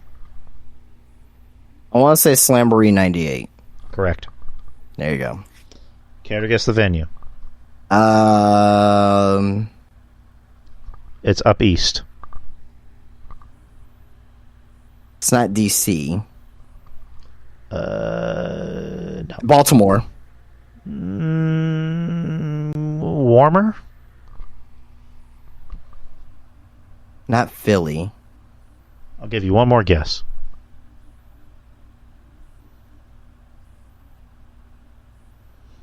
Not Boston. Massachusetts, but it's in Worcester. Yeah, okay. Worcester. Yeah, okay. Worcester. And, care to guess the month? Oh, it'll be May. May 98. There you go. Yeah. Slamboree was always in May, so. All right, what's next? What do you want to do next? We got three more. Another WWF. What you say? You have a Ring of Honor. I'm not gonna guess that Ring. Just do the Ring of Honor because I'm probably not gonna know it. So. All right. Well, this was actually the first ever Ring of Honor pay-per-view, apparently. So. I'm not gonna know it. Well, let's try. Brent Albright defeated Tank Tolan in a singles match. Takesha Morishima defeated BJ Whitmer for the Ring of Honor Championship. That's the second match? Apparently. Jesus. For the Ring of Honor Championship? Ring of Honor World Championship. What the fuck? Actually, it was the first match. What the fuck? The first match I mentioned, I think, was a pre-show match. So this is the first match. Okay. Naomichi Morofuji defeated Rocky Romero. Okay, what does D mean? D means dark match. Okay. Dark match. Okay, so all right, tag team championship match for the tag titles. The Briscoe brothers defeated Claudio Castagnoli and Matt Sydal. That must have been one hell of a match. Probably. Roderick Strong defeated Delirious. Okay. And the main event, Takesha Morishima and Bryan Danielson versus Nigel McGuinness and Kenta. It's 2002 or 2003. I don't know. I don't know the name of the show. RH Begins. I don't fucking know. It's 2007, and the event was known as Respect is Earned. 2007? Okay. It was apparently taped in May 12th, but it aired on July 1st. It was that was their first pay-per-view? Apparently. Okay. It was at the Manhattan Center in New York. Okay, fair enough. I mean, I know they had a lot of other shows prior to them, but I guess they weren't official pay-per-view shows, so... Okay. So, let's do TNA. Alright. Let's see. Alright, first match. Ultimate X match to determine the number one contender for the TNA World Tag Team Championships. The Latin American Exchange, Homicide and Hernandez versus Triple X, Senshi and Elix Skipper. 2006, 2007, okay. Fight for the Right Reverse Battle Royal. Wasn't that voted as the worst match of the year that year? Eric Young won. So, yeah. Is there any other participants in it? Yeah, I just didn't know if you want me to mention it. Robert Roode, James Storm, BG James. It will help me. It will help me, like, kind of. All right. Robert Roode, James Storm, BG James, Kip James, Lance Hoyt, Jimmy Rave, Chris Harris, Chris Sabin, Alex Shelley, Kaz, Petey Williams, Junior Fatu, Havoc, Shark Boy, and Sanjay Dutt. All right. TNA World Tag Team Championships. AJ Styles and Tomko defeated Team Pac-Man. Ron Killings and Consequences Creed with Adam Jones. Team Pac-Man. Oh my god. Singles match for the TNA X Division Championship. Jay Lethal versus Christopher Daniels. Okay. 2 out of 3 falls tables match. The Steiners versus Team 3D. The Steiners versus... he says the Steiners versus Team 3D. In a 2 out of 3 falls tables match. Oh my god. This I think OSW reviewed one of these this show in particular, actually. But I just can't think of the name of the pay-per-view. Yeah, 4 more matches. Gauntlet for the gold to crown the first TNA Women's Knockout Champion. Gail Kim won by eliminating Roxy Laveau. Okay. Singles match with Matt Morgan as special ringside enforcer. Samoa Joe versus Christian Cage. Monsters Ball match. Abyss defeated Raven, Rhino, and Black Rain. And the main event was for the TNA World Heavyweight Championship, Sting versus Kurt Angle. Dude. Sting versus Kurt Angle in the main event. Uh-huh. Oh, Jesus. 2007, I want to say. Uh-huh. Well, when is it's not Destination... Well, they had Destination... It's Destination... It has to be Destination X then. Because nope. there was a... No. Mm-mm. No, yeah, no, it wasn't Destination X. Because it wasn't for the... It wasn't for the X Division Championship. Nope. Yeah, so, yeah, I'm not guessing Destination X. I don't know. Is it 2007? It is 2007. Dude, I have no idea. It's not Sacrifice. It's not Sacrifice. This is not Slammiversary or No Surrender. I'm gonna go with that. Bound for Glory. All right. October 14th, 2007, in Duluth, Georgia, at the arena at Gwinnett Center. All right. I was mistaken. And last one, another WWF one, actually. All right, let's see what we got. First match on the show, Rikishi versus William Regal. Sounds like 2000. Okay. In a 2 out of 3 falls for Kurt Angle's Olympic gold medal, Kurt Angle defeated Chris Benoit. 2 out of 1. Fine. Triple threat hardcore match for the WWF Hardcore Championship, Rhino versus Big Show and Test. You said it was a 2 out of 3 falls match for Angle and Benoit, right? Yeah, for Angle's gold medal. Oh, for the Angle's medals? Okay. And triple threat hardcore match for the Hardcore Championship, Rhino versus Big Show and Test. Fine. WWF Women's Championship, Chyna versus Lita. Fine.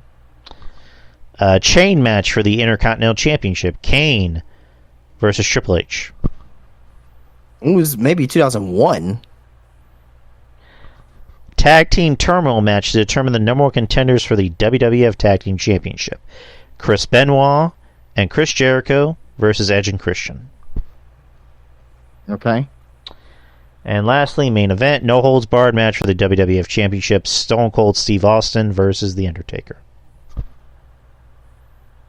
Actually, let me go back to something. So the tag team turmoil match, the participants were the APA, Dean Malenko and Paris Saturn, the Dudley Boys, X Factor, the Hardy Boys, Chris Benoit and Jericho, and Edge and Christian. Jericho and Benoit were the winners. But, so if this is the... If that Intercontinental Championship match really helped out, because that's 2001, and that means the two-man power trip was happening, and Triple H was the Intercontinental Champion. I think Triple H got injured in June? Yeah. It was right before the invasion. Yeah, right before the invasion, injured. So this may have to have been May or April. Well, April would have been. Man. So April would have been WrestleMania and Backlash. So I don't think so, because in Backlash, if I remember, they had the two-man power trip win the tag team titles in the main event. So this would have been the next pay-per-view, May, which May was always Judgment Day. So by process of elimination, I'm gonna go with Judgment Day, 2001. Correct. Yeah, that's just by process of elimination. So, yeah. Care to guess the venue? Don't know. I'm gonna say they were somewhere in the Midwest. I'm gonna go with Minneapolis. Way off. They were in the West, but Southwest, Sacramento, California. That's not Southwest. That's Northern California. Whatever. Anyways, I'm tired. But Sacramento, California, at the Arco Arena, where the Sacramento Kings played. So that's all the cards I have. Yep. I don't have any cards this week. Oh, boo. All right, so that's the show, people. We did we did 2 hours and 52 minutes. So we got a good show out of the way, and this weekend's going to be all out. So good show, guys. Good show, Justin. Thank you for being on here as always. As always, thank you. Appreciate it. Absolutely appreciate you. Shout out to everybody. Shout out to all of our friends. Wrestling Soup, of course. Mish, who keeps the lights on here on this show. Wrestling Soup is every Thursday, people, 6:30 p.m. Central Time. It'll be on tomorrow. So of course, listen to that. I was on False Count Radio with a good friend of the show, good friend of mine, Andrew Carlick. That already dropped, so give that a listen. We had some technical issues, but we got through it.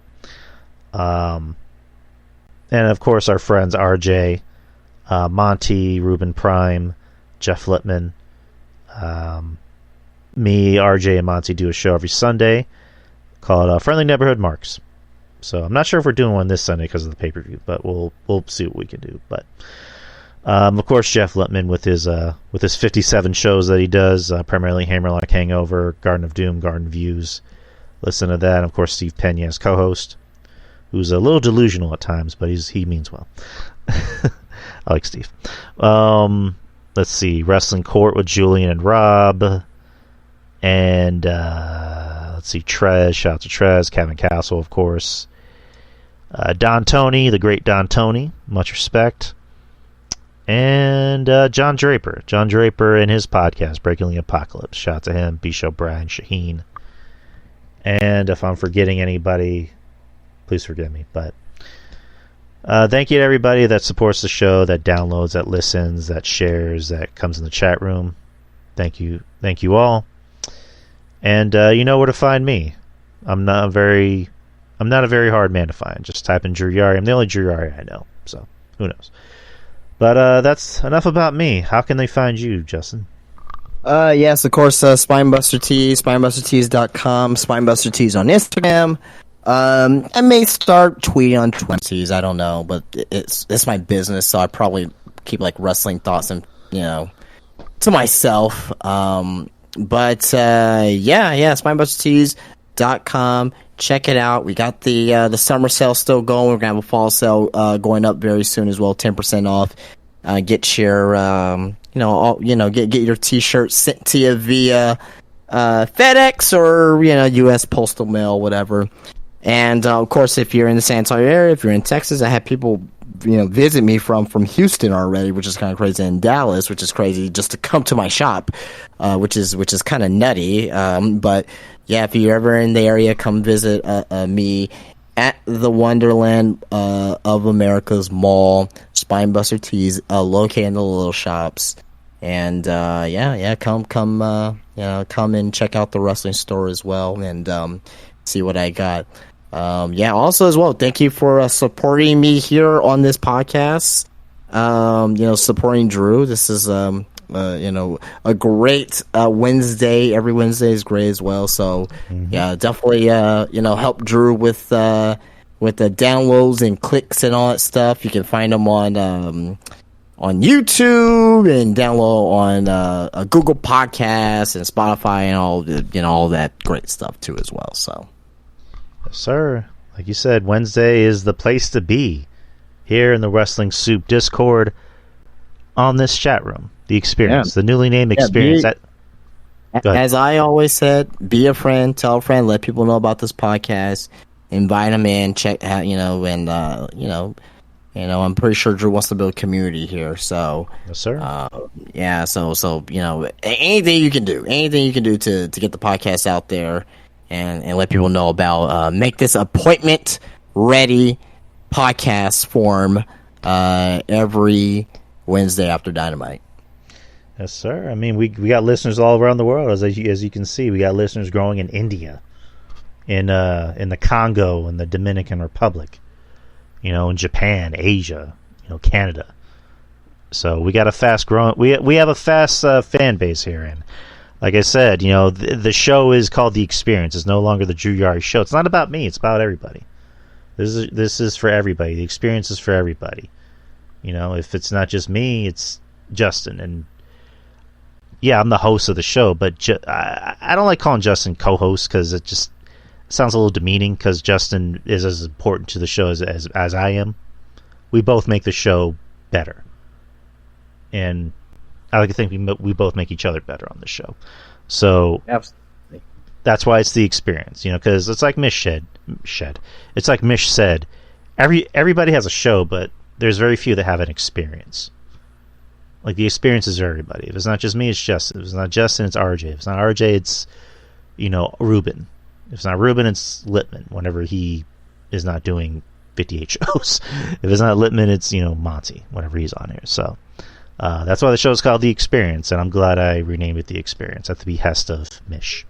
But anyways, guys, we will see you next week, same time, same channel. And whereas on that show, we will be reviewing All Out and doing predictions for All In. So we got we just did predictions for All In. We're going to be doing predictions for All Out. we're going to be in and out for the next few weeks, but it's going to be a fun show, people. But anyways, guys, it's about to be midnight. I need to take a shower before I go to bed. But again, Justin, you're the man. Thanks for being on here every week. Couldn't ask for a better host.